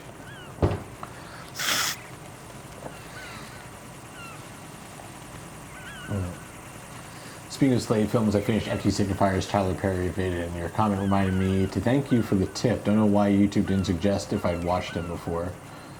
Interesting. I mean, that leads into tinfoil I have in general about just like the algorithm not wanting to promote lefty stuff or like intellectual stuff. He has never offered up to me, and I was like, and I know for a fact that I watch his videos. Like, yeah, no, honestly, now that I think about it, I got that video because a friend DM'd me it. Like, yeah, algorithm shit. Like, come on, guys, we know what it is. We may not know exactly what it is, but we know. Rose? I found some information on where Solid Snake is interred. Great. Shoot. I've located the gravesite. And the body? What again, Empty Exhumed for Signifier. DNA I have an testing. irrational dislike of his You have the screen name. results? The right arm was missing, but there was no doubt that it was him. The right arm was missing, eh? So the head of the You know, Sleepy saying, but what isn't a An name? imposter. A rose by any other You name. sound disappointed. I guess I was kind of hoping to meet So the we know legend in the Solid flesh. Snake's an imposter because his But it body's looks like in the he's not ground, behind but the if you scenes played with the first game, The president Snake's needs you, I one of think. a few clones. Disguise yourself Gotcha, as enemy yeah. personnel and infiltrate the core That section. corpse you can assume is your priority brother's to body. contact Agent Aengus. Remember, your brother's arm is on the other guy, and he's possessing him. Oh, that's right. Yeah. Your brother possesses a cowboy. Fuck, that's honestly pretty cool. Yeah. I mean, I don't know about my brother, but Oh my it actually was pretty rad for someone else's brother. No, you don't. You don't need shit. Oh, cool.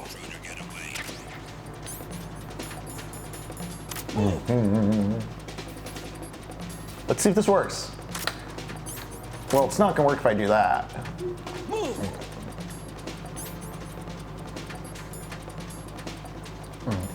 Game software. Okay.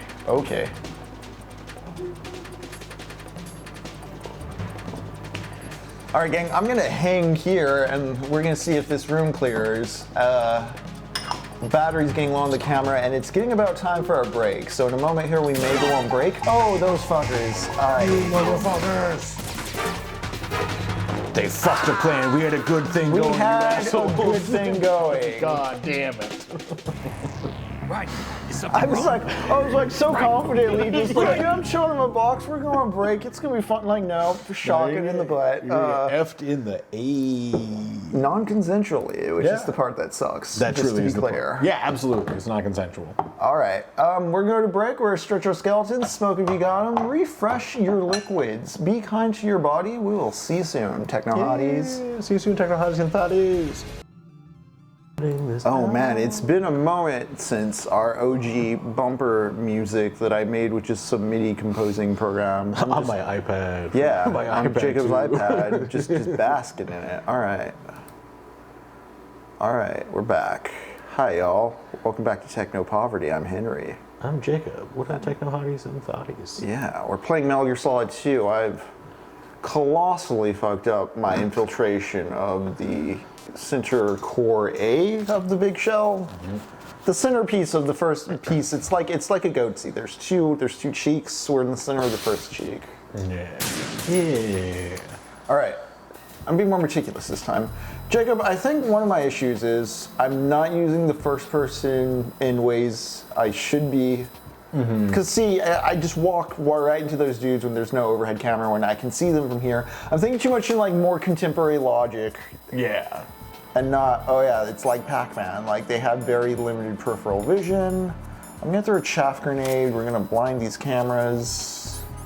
And I'm gonna trank these dudes in the head. That's what we're gonna do.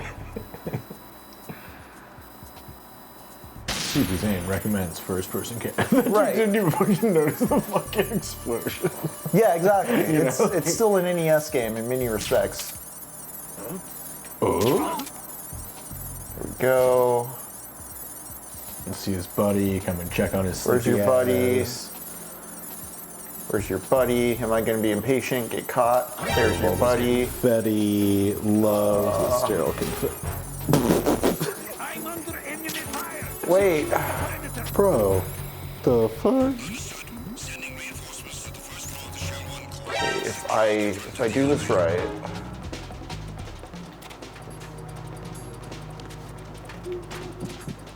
Oh, Barney. You sweet fat dog. That was very weird on the game, Seth. I should have tranked that guy. Oh well. Oh, is that T? What is the status on T? Oh yeah, I currently? think it was still. I still have some in this cup. Return to your positions. Increase security. Understood. Sending reinforcements to the first floor of the ship. They're gonna find that sleepy guy. They're gonna wake him up. I wonder what that sleepy guy's name is. Oh, It's certainly not Zane, because Zane is cool and it would never be we in wouldn't this try and do it, situation. you know.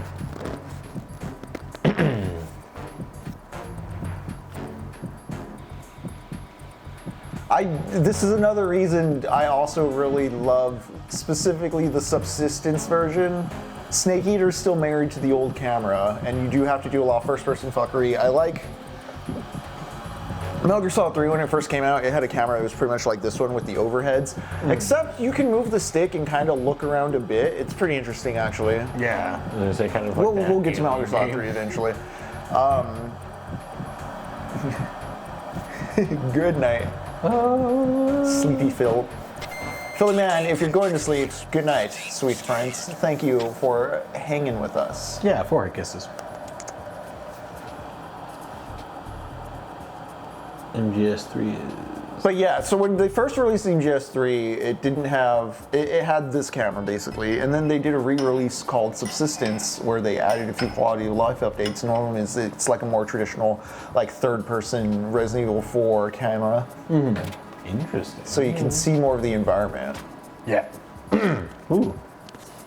Snake Eater also starts giving you way more options as far as like dressing up in camo, getting under the tall grass, that kind of thing. Oh, here's the terminal, so we can get the map. Adding traditional over-the-shoulder camera. Yeah. Oh yes. All right. We got guys. We got guys around us, and that's fine. Got some bullets. I've been meaning to watch that, Sleepy Zane. Interesting, yeah. Playing in. They did a re-release of Metal Gear Solid 3, like they remade it. They made it Metal Gear, it's Delta, Metal Gear Delta, I believe it's called now. C4, cool. In black and white. And I believe it has a black and white mode. I mean, we would, it was fun whenever we'll experiment and throw stuff in black and white on the TV too. Sometimes. Yeah, we'll do that with movies where we desaturate. It's a good way to just see what like lighting is doing in new and different ways. Yeah, you see the movie in a different way too, so it's kind of rewatching it and understanding the frame contextually very different. It's also surprising what movies work well and don't work well. I got a SOCOM suppressor, eh? Ooh, fuck yeah. Is that just... How do I attach the suppressor?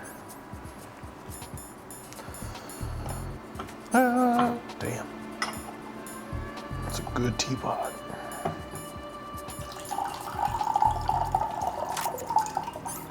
Cool. Unremovable once attached. Now I have silent bullets to kill. All the better to kill you with. All right.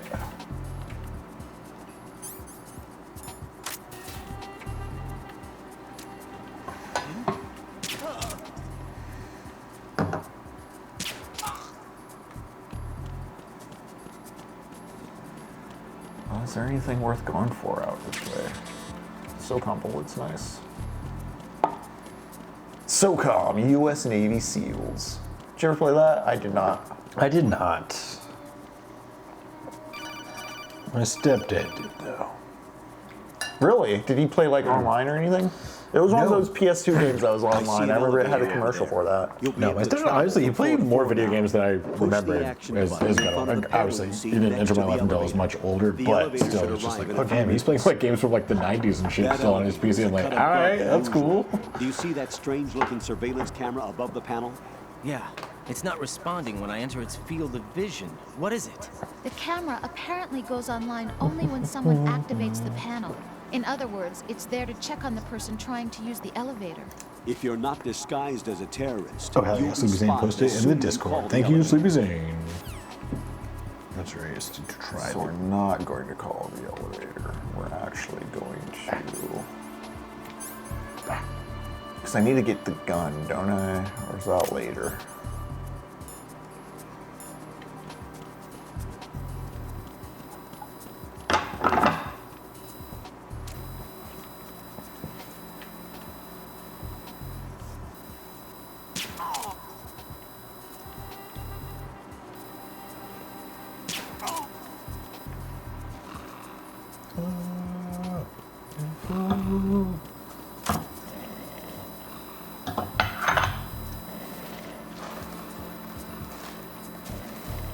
Rope you up for a gun? I can't. Okay, what about you? Do you have anything on you? Rations, nice. Oh, there's the camera right there. Wait, do they recognize you when you're dressed up as them? It's not appear so. Nice. So you just run right by him and beat the shit out of him. Okay, I think I just hit the elevator while in disguise. I don't need the AK yet, but I'm gonna grope these guys and find what they have on them, you know? Yeah, wiggle them around. Pat them down, see how they like it. Okay. Okay, let's see if I fuck this up.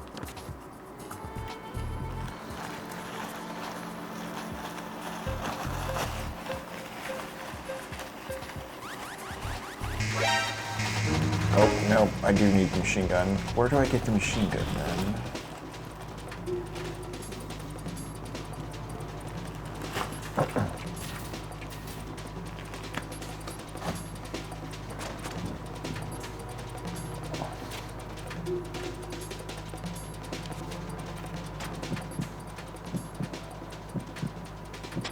Return to your positions. Increase security. Understood. Sending reinforcements to the first floor of the Shell 1 core. Secure the front of the elevator.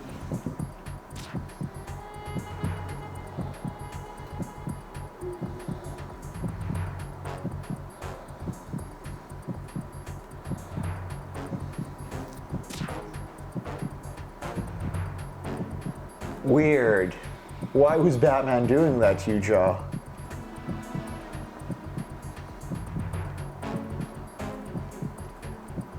Speaking of, next weekend, no movie on the Discord, but be sure to tune into Fight Opera Saturday. We moved it due to weather. Also, gang, tomorrow, if I remember right, is St. Patrick's Day, Jacob? I think it's going to be 1 year of TECHNOPOVERTY. Oh, shit. 365. Man, that's wild. Lots happened in a year. It's been, yeah, been a bit of a journey. Didn't even realize I was going to be playing Metal Gear Solid 2 this soon, or I guess Yeah, right. within this context. It's been a fun ride reading these books, playing these games, meeting you chatters. Yeah, y'all. Thank you all for being part of this. Let's see, Jerry. First time I watched the Batman, something the decoder messed up and it was sepia toned. Yeah. The group was all talking about how strange the sepia choice is. Once it reached the car chase explosion that I called foul, restarted full color. Damn, that is wild. Man, appreciate it, L-Man. Thank y'all for coming in and hanging out. It's been really, really It's cool. called Own View. Oh. Yep. Yep. Well, okay. All right. Well, this makes the rest of the game easier. I really forgot what to do to get this gun. Let me consult my friends, which is what you're supposed to be doing when you get lost in these games. I don't remember doing it much because usually I don't wander off. But yeah. I just ran into a guy decked out like a Jeremy, ninja. don't tell birds, but I find technopoverty more intellectually Do interesting. you know anything about Well, this? don't read that out loud then. Trust that costume. Wah, wah, freak. wah, wah, wah. But the colonel told me to follow the guy's instructions. And like a good soldier, you'll do it right. I'll let you I think it's more just different topics for The different ninja that was folks. publicized different Yeah. times. like Like, that no longer exists. The guy but I you appreciate met that has you no have a lot of fun connection hanging out with whatsoever us, because the that incident. does mean a lot. And how do you know that? Because I It's do. different coverage. Just be careful. who you Much more trust, okay? gaming, just books centric, or gaming centric. Yeah, here we go. Grab. And I think Burns is very good at, especially with the Burns After Ring series, with like theory and nonfiction in ways that, you know, I don't know how to pick newer books. I'm resorting pretty heavily to like more historical narrative context and my own love of narrative ideas with these picks. Okay, Pliskin didn't really tell me much. No response from the ninja.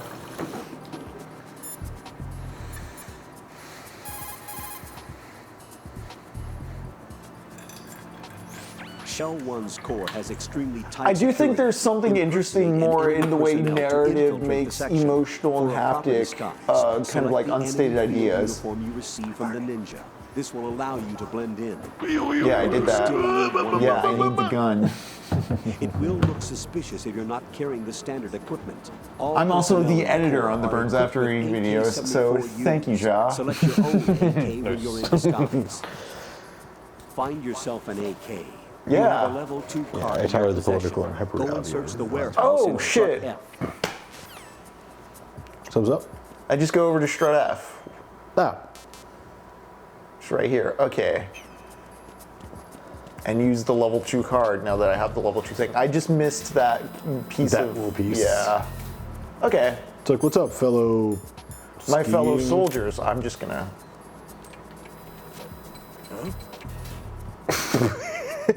Come on, come on, come on.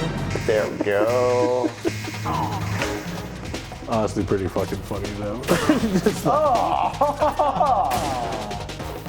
You dastardly Okay. You're not as graceful with that. Okay. I just need to go to the basement and Strut F. Oh, it makes sense then. When do I get my Henry/fanboy patch? When we make it. Okay. That's right. Well, I just When the spawn back slop factory here. pours it out. Save myself a lot. Maybe a little time. Let's see. Boom, boom, boom, boom, boom, boom, boom. Oh, I don't have the SOCOM silencer. You need to embody the grace of the femboy protagonist. Think grace. Think beauty and think grace. Okay, let's try this peacefully again. I know I have to go to the other basement to get the thing, but I really want to get the SOCOM silencer and the other goodies right around here. Bam! Bam, bitch! There we go. Nice. That was pretty nice, yeah. You know, inverted. True. Okay. There's a lot of good shit in this room in specific. That's mysteriously locked. Oops. Nothing here. Something I'm finding interesting, Jacob, as we go through like these PS2 era games in specific, is like how much time has passed and how newer games have rendered these. This feels kind of like a very pretty NES game to me now. Yeah. Honestly, if I were to pull up like the MSX Metal Gear and show it to you, I think you might get what I mean. But like you even pointed it out with like how adventure it felt. Oh, yes. Yeah. With the way the camera angle is, the way the map's still doled out. Yeah, it kind of gives you those, like, Even with that it, breakdown. like of- Death Stranding, I'm talking about like the Pac-Man of it and stuff, and the way that manifests here too. Like Oh, totally. That's not to like make these smaller than they are, or to make NES. The NES games are good. Yeah, they're just like a different era of gaming, and it's interesting how like the You realize with more like future building, like you get like a sharper historical kind of context thing going. There we go. Yeah. All right. Sorry, I'm loving on Barney. Oh yeah, Barney. You fucking sweet baby, I love you. Yes, that's right. Give me that belly. I love it. Oh my God. It's about Barney, apply directly to the forehead. That's right. Oh, that's right. So I want to shake down dudes for bullets. Or there's bullets over here if I remember right. Oh, what's Stevie Zane saying? Replying to the MGS3 camera revision, that was the point where the series finally shifted away from the MSX overhead structure. Yeah. Yeah, because I was going to say, like, every time I thought of, like, Metal Gear, I always pictured, like, the overhead cameras.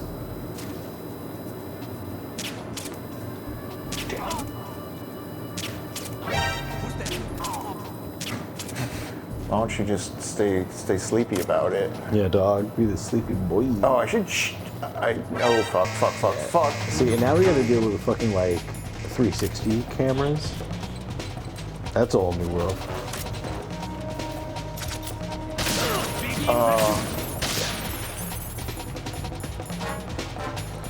I'm just gonna run a huge circle around these guys. I forgot to shake down bodies for stuff. Okay. But I got the silencer and some bullets, so I'm happy. Also, I have the jammer on, so we're good there.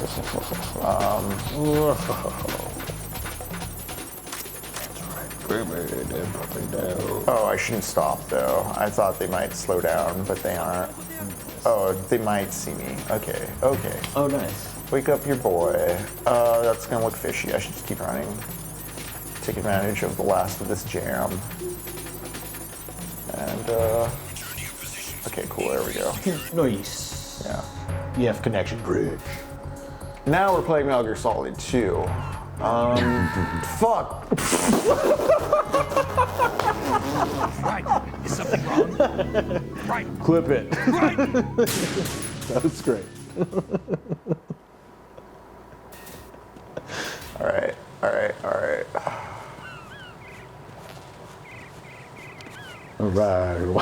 Watch for the whole Lord. Do I have to, okay, do this. Whoa. Oh, so just the whole floor is like that. Yeah. I think I can. It's just a shitty I think floor. I'm slick though. I think I'm safe. I can just. Yeah. It's like I thought you were just like jumping off. Like, I'm just gonna come in. I'm done. Yeah. Mission's done. I don't have to do anything actually. I can just fucking die and then I don't have to do anything. U.S. government financing. Yep. Yep. We have to spin these stores. Guys, if we don't buy this, someone else will. and Yeah. that'll be bad for the economy. You understand. I'm not here. You don't see me. Metal Gear Solid 2 did not happen. Okay, is there a place I can hide around here? The floor isn't gonna fall away. Oh underneath my the floor. god, okay. I think I can get this guy. Oh, get I this think I'm bullet. right outside his cone. Oh. So I'm gonna rob a mash square. I'll grab him and break his neck. The problem is, if I mash square too early and I'm holding forward, I might throw him instead. So I feel like there's some fun tension building here with the menu. Be like, oh, freeze frame. This isn't quite bullet time, but the decision process. Fuck. Okay. Nope.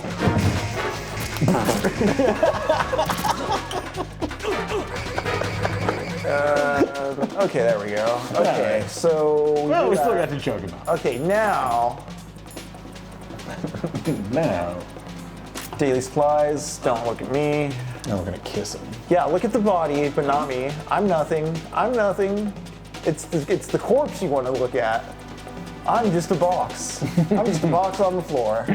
Yep, that's right, guy with the shield. You look the other way. Don't you worry about it. Oh yeah, how's that steeping going? Oh, you fuckers. No, I'm going. I'm gonna have to hurt them. Or am I gonna run? Mommy says I must hurt them. We could just be sipping tea and these dudes could be walking out of the strut. Guys, we had a good thing going. God, how fucking surprised it would be to have a man in a box. This is the lead singer of Alice in Chains. Damn.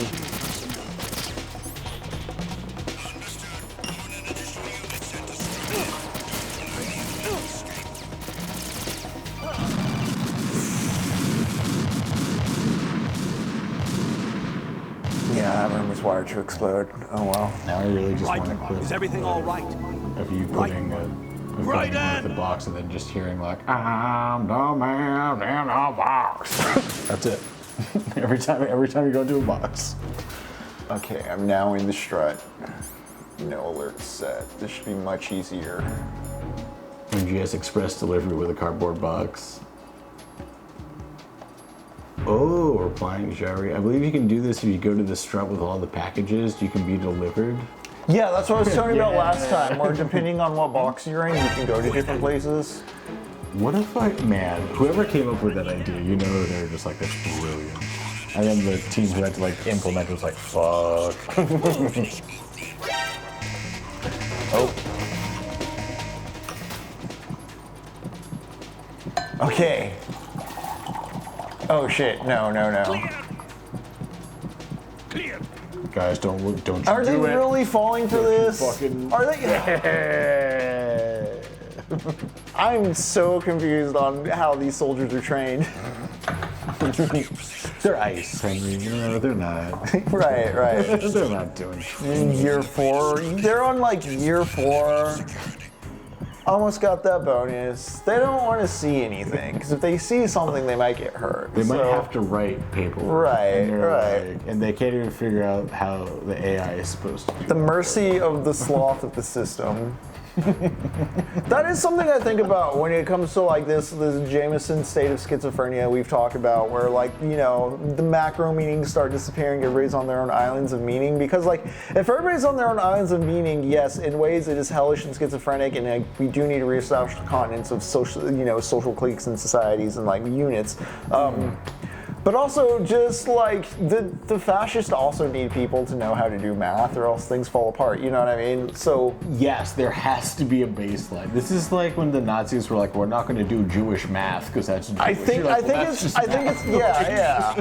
They like set themselves back. You're like, well, if you're dumb enough to be like, well, we're smart. That's the whole thing with like what's happening right now with like we don't want professionals. We don't need intelligent people. We don't need professionals. We don't need like the top of their fields. Like you can't have people going to college. We'll just say the thing happens. Educated. All right, let's step outside. Yeah. And yes, like we saying, the Nazis did do that. There was a lot of things where they're just like, we can't use these like math theories concocted by Jewish scientists. I've been listening to Shelved by Genre's been doing a series on Lord of the Rings, and yeah, there were Nazis that wanted to publish Lord of the Rings, but like they're all like, Mr. Tolkien, are you pure? And he was like, I'm not having any of this shit. Get the fuck out of my office. The fuck out of my house. Okay, I think that was the only one. Cool, we got an M4, we got M4 bullets. Oh, cool. Need to fly a plane? Common sense. Absolutely. You just need common sense. I need a PSG-1. Okay, I can crawl in here. That's my favorite thing is when people are just assuming, like, I wish people had more common sense. I'm like, common sense is not very common.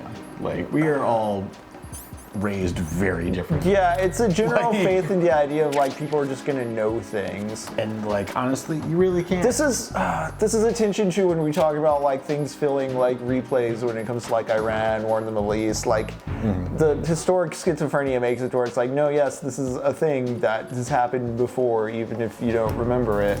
Yeah. Yeah. And it's just like, God damn it. Or, well, getting exasperation. Sorry, I'm like sneaking around. I'm trying to get around to this general point that like we have to just like account for like people aren't going to know things, and like education does have to actively like be a thing or a conscious movement towards something. This is the wrong gun. I forget if I can like put a gun away once I have it out with my finger on the button. And I think my favorite part of this too is like, Horizon Flash, because YouTube short told me that the Earth is, man, my dad has sent me so many videos like that, Jerry.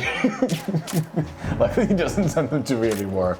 But for a while, I had to get off TikTok for a minute because my dad had just like turned everything to like flat Earth conspiracies. Like, Dad, wow, stop sending me these videos. Oh man. Wait, why is that guy down there sleepy? He's fucking pretending. Right. He's like, I don't want to fucking do my job. Oh my god. They said it was gonna be in the basement, but Yeah. there's all kinds of extra loot to be had in these rooms now that I have the key. It's true, you expect the material needs to win out over aesthetics, but it takes a long time for the post-layer clarity to set in. Facts. You know, there's the fuck around part, and then there's the find out, and the Nazis never wait for the find out part. They just keep pushing it further and further. Level 3, alright. Just in time, alright. We're gonna hang here for a moment. They're gonna be on like alert. Yeah. It's true, Nazis are just the dumbest folks. Yeah, Jerry, he saw his coworkers do it and followed along with playing in nap time. It's like, I just want to sleep. I don't want anyone to know about it.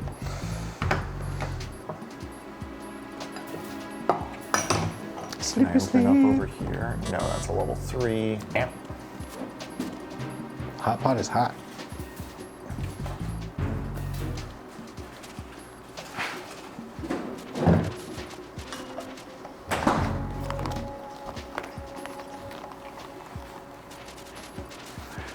No, I'm actually liking this more. I forgot there was this section after Fat Man. I remember going explicitly straight to like the bridge between struts and starting the next part of the game. I forgot this whole little chapter of like the president hostage guy. And honestly, even with the bomb scenario, I forgot how open this first, like this game is. Even with like the strut being a limited mission structure, like you can go clockwise or counterclockwise and explore all the rooms and get like extra stuff. There's no real timer on the first part of that whole bomb-seeking bit, so it's a cool little introduction. Like, there's these 6 chambers, go where you want.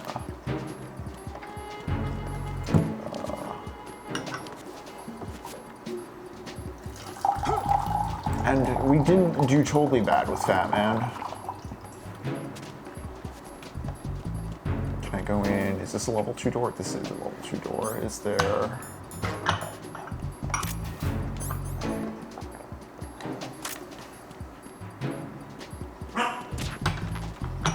Barney, quit being a little monster. I hear Barney being edgy. She is, man. It's funny, she was playing with dogs at the dog park today. Or trying to. Got an Mostly, AKA. it was just trying to get butt scratches from other dogs' owners. There's one thing Barney's good at, is getting butt scratches from strangers.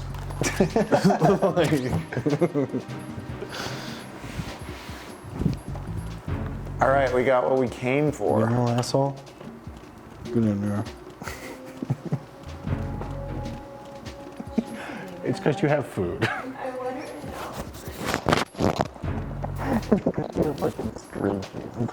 She ran right to that side so she could look. I really was stuck on this room for the first part of last session, but I've come to appreciate it. And you know what, Metal Gear Solid 2, it works. It works. It's not like, I don't know, I'm kind of curious to play 4, because I think a big criticism you can levy against 4 is also that like 2 and 4 feel very interdependent on the rest of the series, whereas 1 and 3 feel very singular. You fucking fat little dog.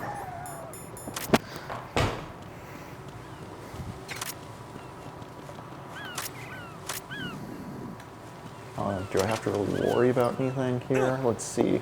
Oh.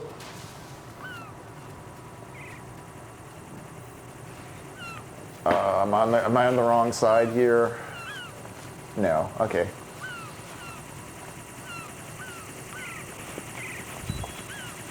Although, ooh.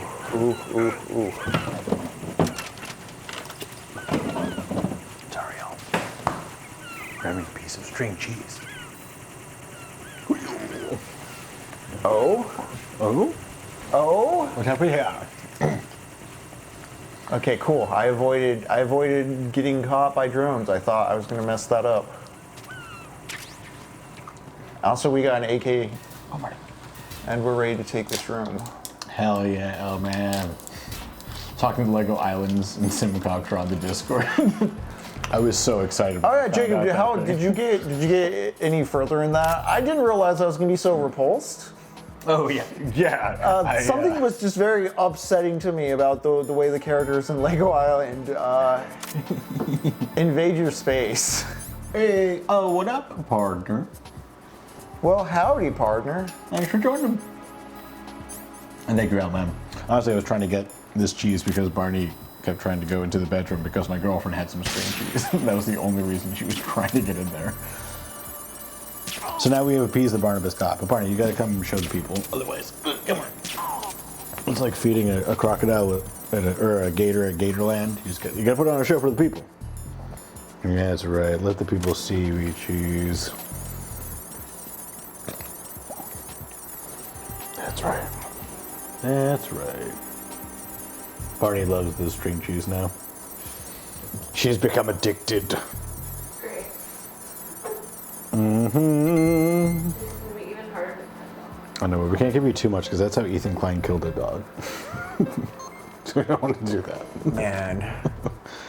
We don't want to do that. Did you guys hear Sean shocked his dog? Her. Oh my god. The world. Where are we going? Yeah, Barney, we gotta watch your sodium content. That's true. Also, sometimes you just get really bad farts. Oh yeah, if you don't give Barney the cheese, she does not let you sleep. It's true, she is a terror. Retinol pattern recognized. She's real cute though. To enter. Real cute little baby.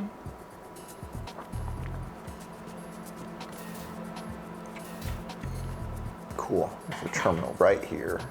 They're just giving me the map.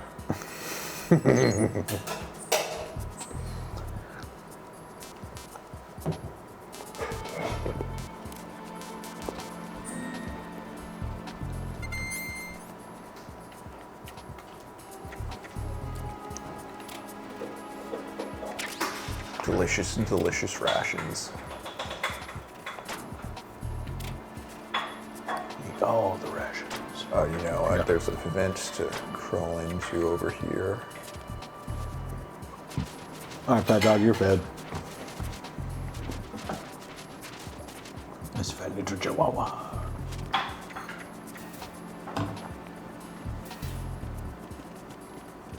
Okay, cool. Cool. I'm not suspicious or anything. Howdy, partners, on a 3-stream streak. Hell yeah, thank you. We got a couple of streakers too. I do like that they call it streakers. I do like that we have streakers. Like, we love the streakers.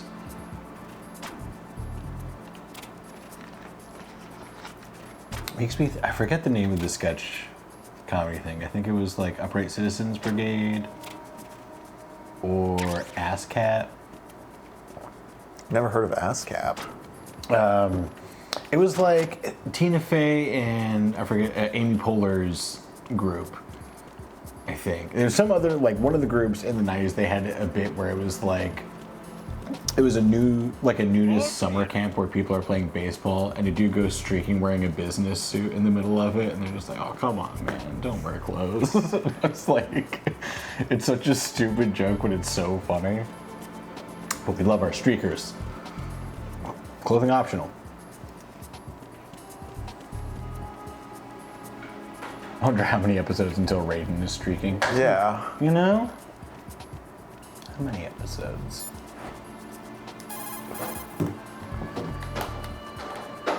Barney is watching the kitchen to see if there's any food that may happen in her way. Ames is being held in the hall. Look at her. To get in the She's hall, watching you. You'll have to get through a door protected by a retinal scanner security I ain't got system. nothing. Right.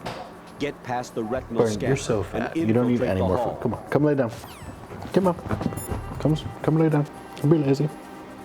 Oh, come be a lazy bean. That's right. Lay in the clothes.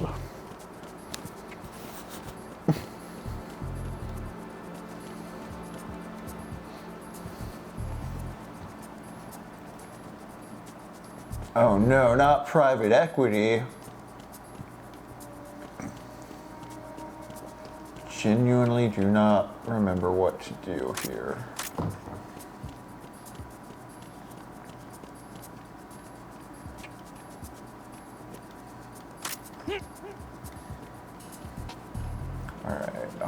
Alright. There we go. Retinol pattern recognized. You are cleared to enter. Just had to guess, and it was right.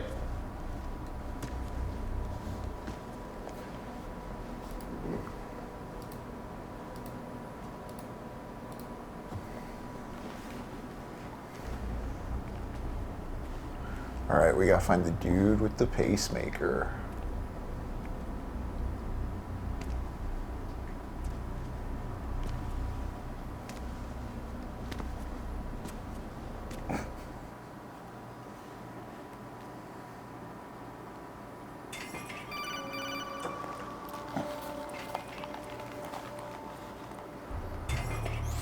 Luckily, they One didn't of have a those camera hostages in and a there retinal is scanner. Aengus.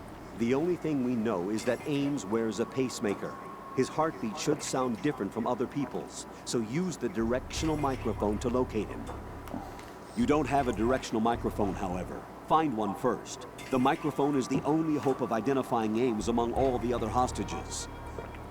The directional microphone should be somewhere in the core of Shell Is it 1. in the other basement level I didn't go to? of the core? Oh, they're pointing me right towards it. Got it.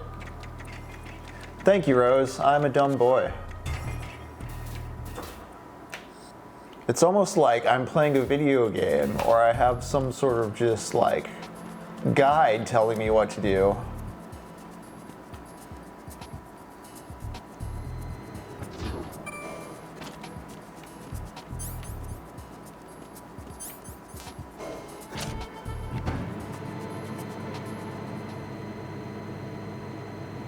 That one's pretty good. That was good steeping.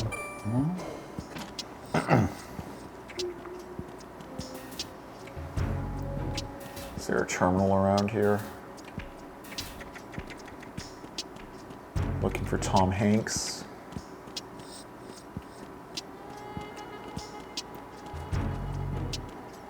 Ooh, a bird. Ooh, a boydie. A Boyd. Buddy, where's the map terminal?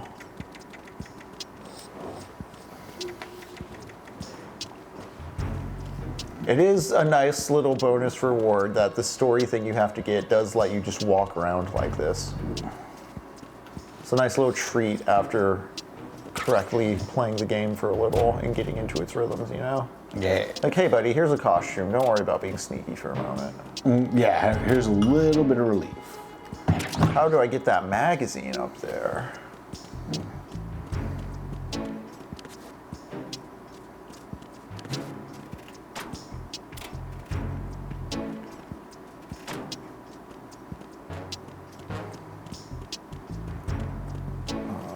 Dude's there. Hello, Brody.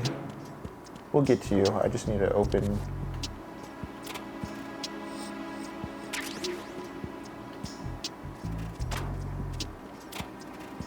Oops.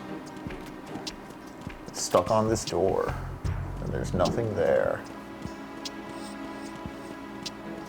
I guess I shouldn't get too caught up about the terminal stuff. Oh.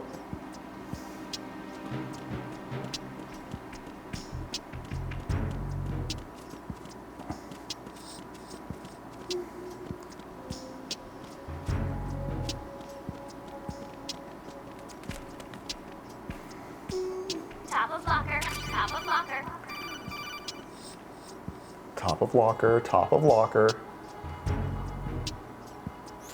You have the directional microphone.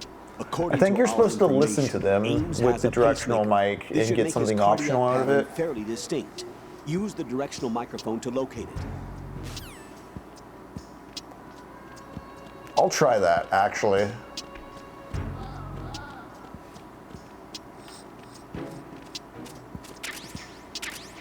Box 4. Oh, hey, here's the terminal. Man, I found a really weird email.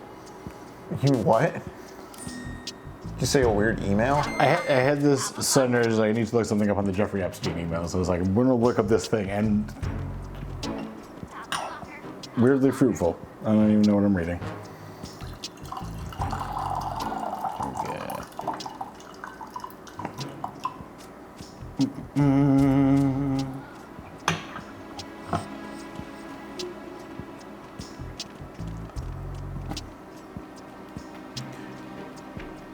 Yeah, so top of locker. I see there's like a magazine there. How do I get that?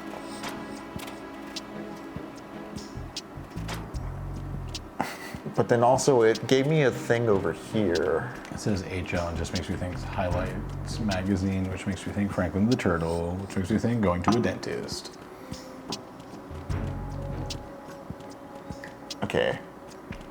I think I have to listen in to get the elevator to open back up or something.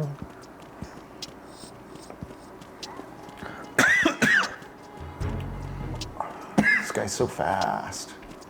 Why are you so fast?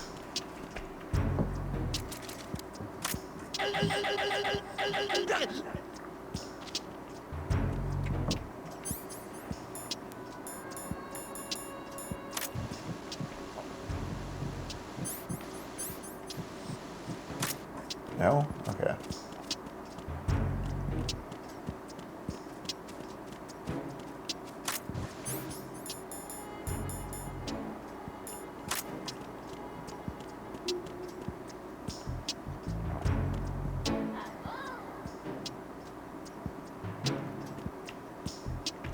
I think I'm just gonna leave.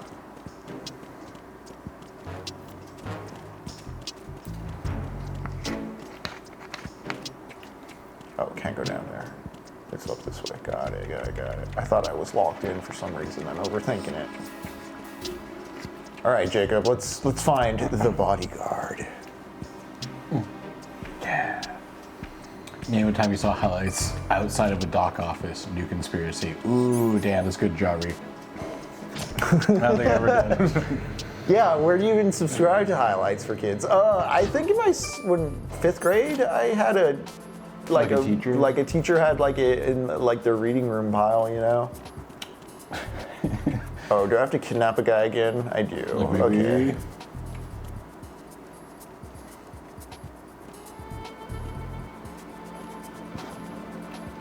Hello, fellow soldier. Don't mind me. Oops. Okay, there we go. There we go.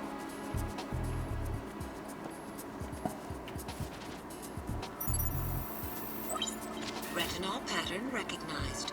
You are cleared to enter.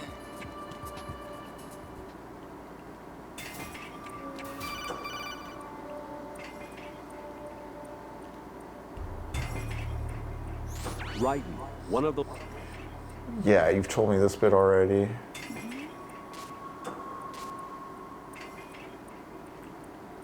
Don't call her a hostage until you're extremely sure it's the pacemaker, dude. Got it, got it, got it. Alright, I think it's one of the dudes in the middle. I don't remember precisely. Reporting no problems in the hall on B1 in the Shell 1 core.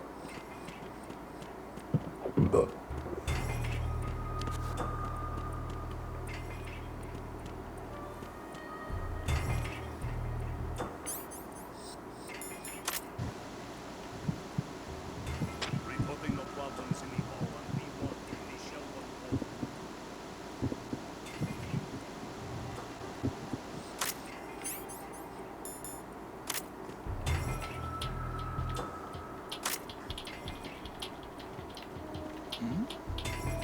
Hey, you! Just wait a minute. What are you? No, no, no, no. Freeze! I think I had to hit the action button while I had the mic on. Got it.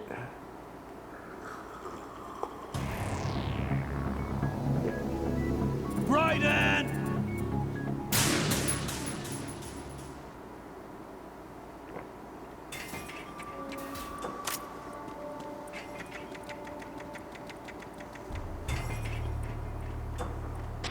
Reporting no problems in the hall on B1 in the Shell 1 core.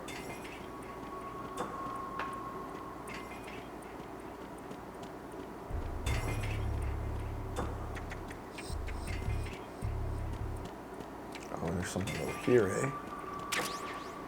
A bandage, nice. Reporting no problems in the hall on B1 in the Shell 1 core. Okay, that was this guy. You're Ames, aren't you? Stop.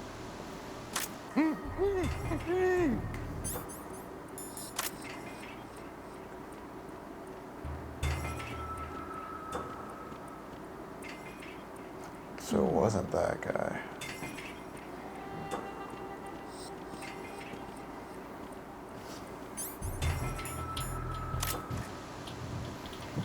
Stop breaking those toes. What's up, kinky, tied up businessman? Yeah, which one is the dude I'm looking for? There we go. Ames, aren't you? Cool, cool, cool, cool.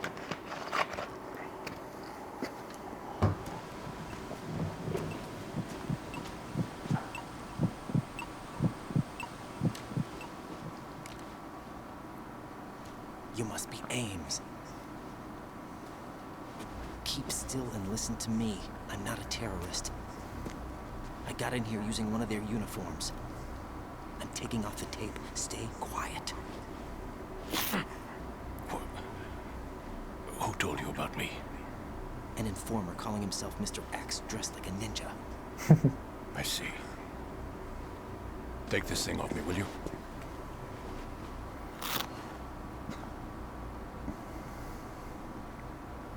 I'm Richard Ames. Richard Secret Ames. Service? No, I was set in by the Lali Lule Lo, just like you. What? You're here to find out where the president is. We have little time, so I'll be brief. How about switching to nanocommunications first? Nanocommunications? Right, silence beats talk when it comes to safety.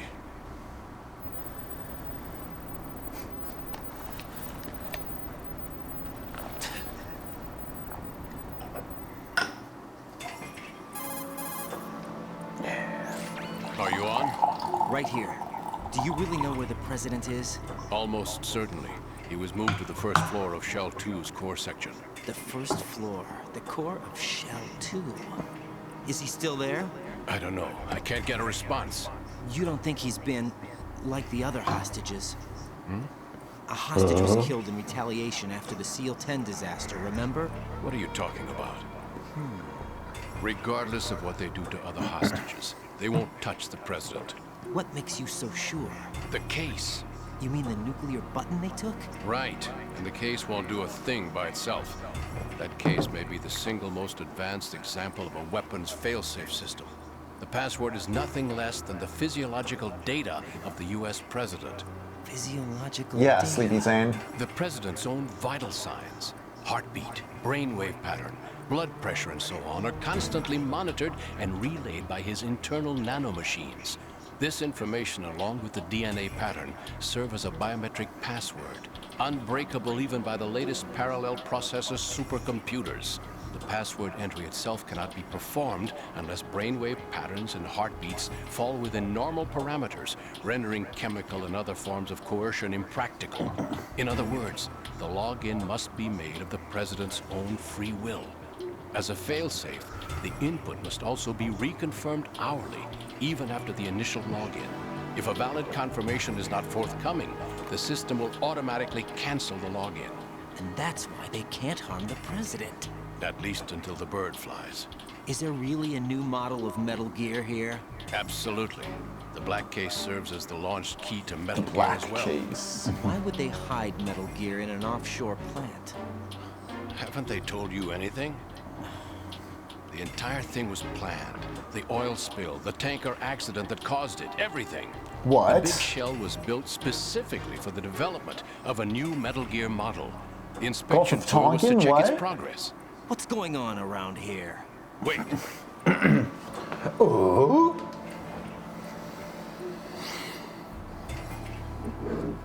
Here comes Snake. The terrorist leader. Use the microphone to listen in. Manufactured consent in my United States? Never. Sick gun. This is cool too. Yeah, this little microphone bit's fun because they make you use it to, you know, solve a problem, and once you're familiar with it, That man is dead. It doesn't matter. Saved us the trouble of getting rid of him ourselves. It's pretty cool how the subtitles. Yeah. Who knows? They're a band of lunatics to begin with. Nothing they do should come as a surprise. I'll have his background rechecked, just in case. You think he was working for them? We can't discount the possibility, especially with that intruder still at large. Yes. The man in the sneaking suit. The man in the sneaking suit. More about those suits than I do. But Foxhound was disbanded 4 years ago. So it must be the Patriots. What about the damage to Shell 2? The Patriots. The circulation the Lolly system Lule for Lo. What's all this contaminated stuff? People keep just saying names. I don't know anything. I'm like, what? The lower block of the central section is flooding. Seal the connecting pathway between Shells 1 and 2. The Simtex and IR sensors are already in place. Any effect on it? No. What about the President? The password entry has already been made to the black case. In 1 hour, we'll need a confirmation from him. His work is done after that. Make sure you keep him alive until then. Damn, they're gonna kill the President. What about the unit's activation? Almost complete. The code has already been entered. All we need now is for the girl to start the system. The usual method, I assume? Yeah, Sleepy Zane, you're right. The drugs took care of everything. Only a few more steps to outer heaven. He wants outer heaven. What? That's what the dude from the first game wanted. Oh, who's this? Who is that cyborg ninja, Shalashaska? I cannot even guess. What Oh, about hey, it's you? Olga. I'm having the matter looked into. Don't cast suspicion where it isn't due. Where it isn't due, when you watched my father die and did nothing. It's been 2 years ago, Olga. Let it go. I read the case file for Shadow Moses, by the way. Olga, how could you suspect me? I know that the ninja is not one of my men. How meaningful you make that sound. If Sergei were still You alive... can hear a guy shitting the if you old man were move the still mic to the alive, right I place, wouldn't need to eh? take orders from you. Olga, Sergei was my best friend. If you sell us out, I'll kill you myself. Nice. Daughter of Sergei, don't ever let me see your gun pointed at me again. Wish. I'll put a bullet in your back instead. I took you both in when no one else would. Do the sachet, you doesn't think any he? government would have you need as the cloak. irregulars in this political climate? The worst kind of wet works, maybe. But even that's doubtful. I recommend against switching camps. You've nowhere left to go. Yeah, what do you do with soldiers after you use them in this system? If you just leave them be, they do all this shit, apparently. There's just a world of mercenaries out there for hire. Like, if there's so many guns, like, they have to be used, apparently. It's his arm doing that shit. His arm's doing that shit. Liquid. The thing. It's almost as if it's having its revenge. How much do you think we spent on that arm in Lyon? The end of best history. transplant surgery team in the world. I think he uses that phrase later. Hi, IRC, if you point the mic way off, you can hear the guy shitting. Something going on. Beautiful. The incidents are becoming more frequent. Not the Maybe incidents. that man's presence. Oh no. Ocelot, I leave this place in your hands. I have the intruder to take care of. Yes, King. Go on, King.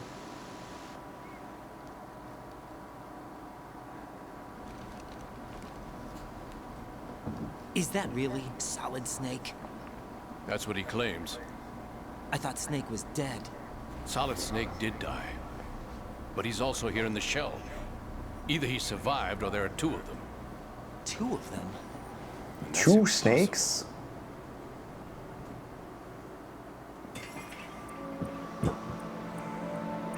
Anyway, What did you manage to catch?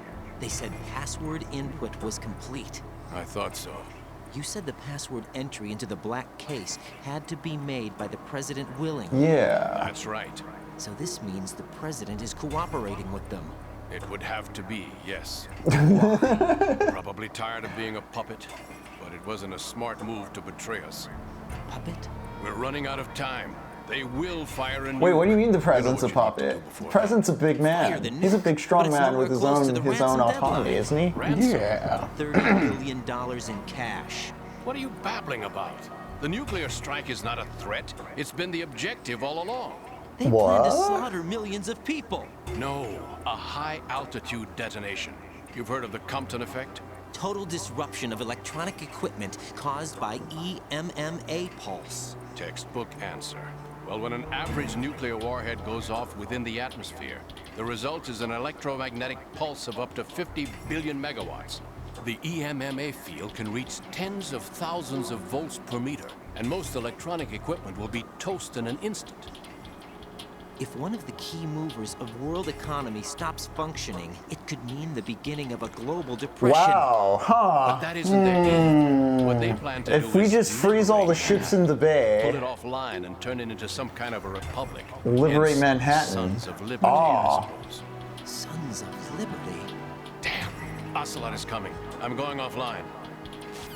This is why the terrorists call themselves the Sons of Liberty. They're trying to disconnect Manhattan from the internet with a nuclear strike in the air, huh? Those bastards. Why would they do that? It's a pretty cool plan. I mean, honestly, pretty rad. Security card. You'll be able to unlock. It's pretty cool. Cool. Got my level 3 card now. Take care of the president before they launch the nuke. I think there was a level 3 door in the warehouse I had yet to be able to open. He's coming here. Pick up your AK. Yeah, Sleepy Zane. Oh, gotta pick up my AK.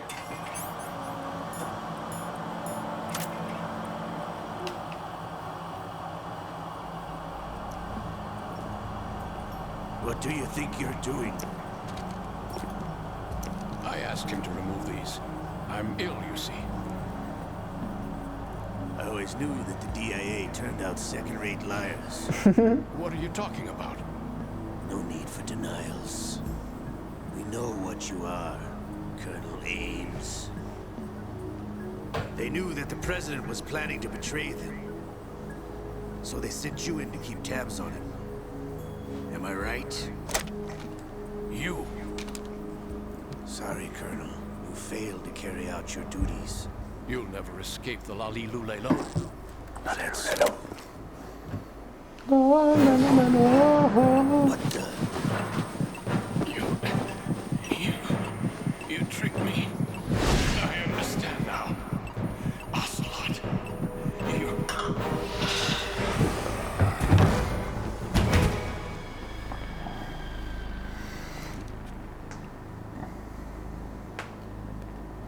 You, which team are you with? Show me your face. Dog, like you're gonna remember fucking everyone who works on the fucking oil. No, he is not one This of whole mine. team. Identify I've seen yourself. that, Sleepy Zane. Oh, I'm in trouble. We meet at last.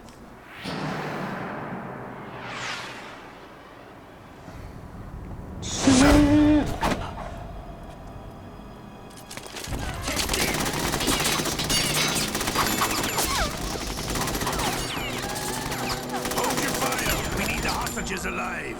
Hurry, get away. But you died.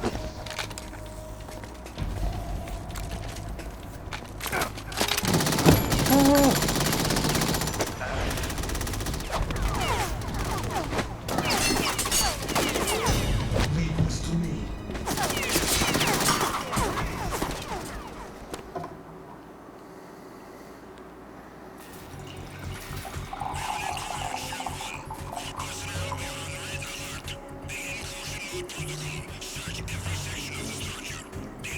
Damn.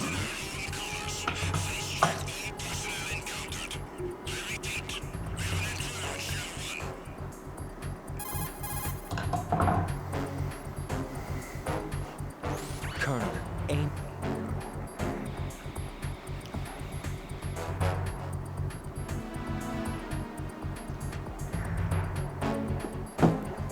Yeah, what are you not telling me, Colonel?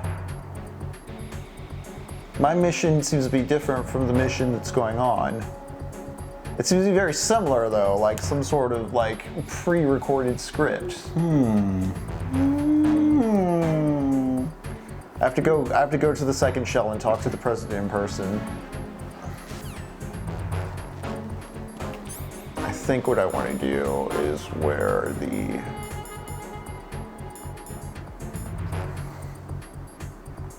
don't want the eye-catching one. I think I want no. Yeah, daily supplies. Let's see if this works. Nope, they're gonna see me, aren't they? He's Fox. He's just chilling, right? Right? Yeah, just chill. Okay, Yeah, cool. you're good. Cool. They're just making you sweat it out. A little. Just a little bit, just a little bit.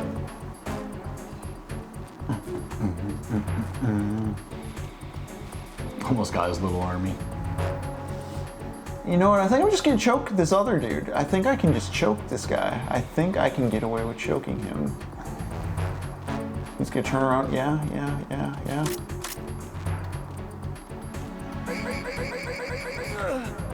Okay, cool. And now let's get out of here.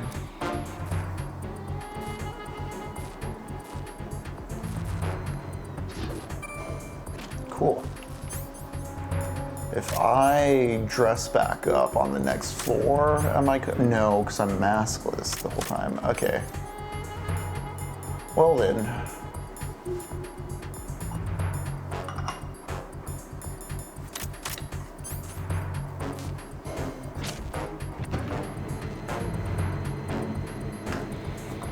Once I get out of the core and back on the bridge, I think I'm gonna save, and that'll be it for tonight. And we'll start off tomorrow we'll start off our next session by raiding the warehouse for the level 3 doors, and crossing that bridge, because we're through the Fat Man and the general gist of like, it's starting to seem suspicious what's going on. The mission's not what it seems. We're kind of hitting peak of that zone, and the script's going to be flipping soon. Ooh, sorry guys, excuse me. Oops. I was saying they noticed that they're stunned for a moment when you unbox near them. Yeah. That's one of those. Like again, there's like little dead zones of consideration I'm not expecting that I should. Anyways, I like that it has stuff like that though. You know, like it's really interesting. Like this would surprise someone if they're like, I wasn't expecting a person to be in the box.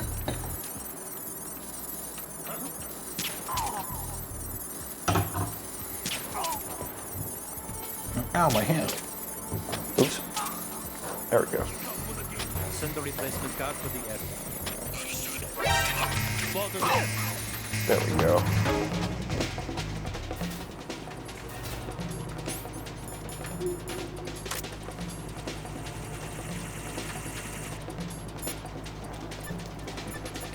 All right, time to call Rose and save.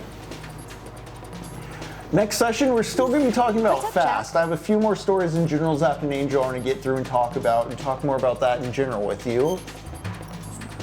Again, we're not going to be watching a movie on the Discord this weekend, but the weekend after that, I think we're just going to go for Come and See. By that time, we may be into Spec Ops The Line, which, just a reminder, when we're done with the general Zapped and Angel, Seth Harp's The Fort Bragg Cartel is the next book on our block. We're going to be playing that along with Spec Ops The Line.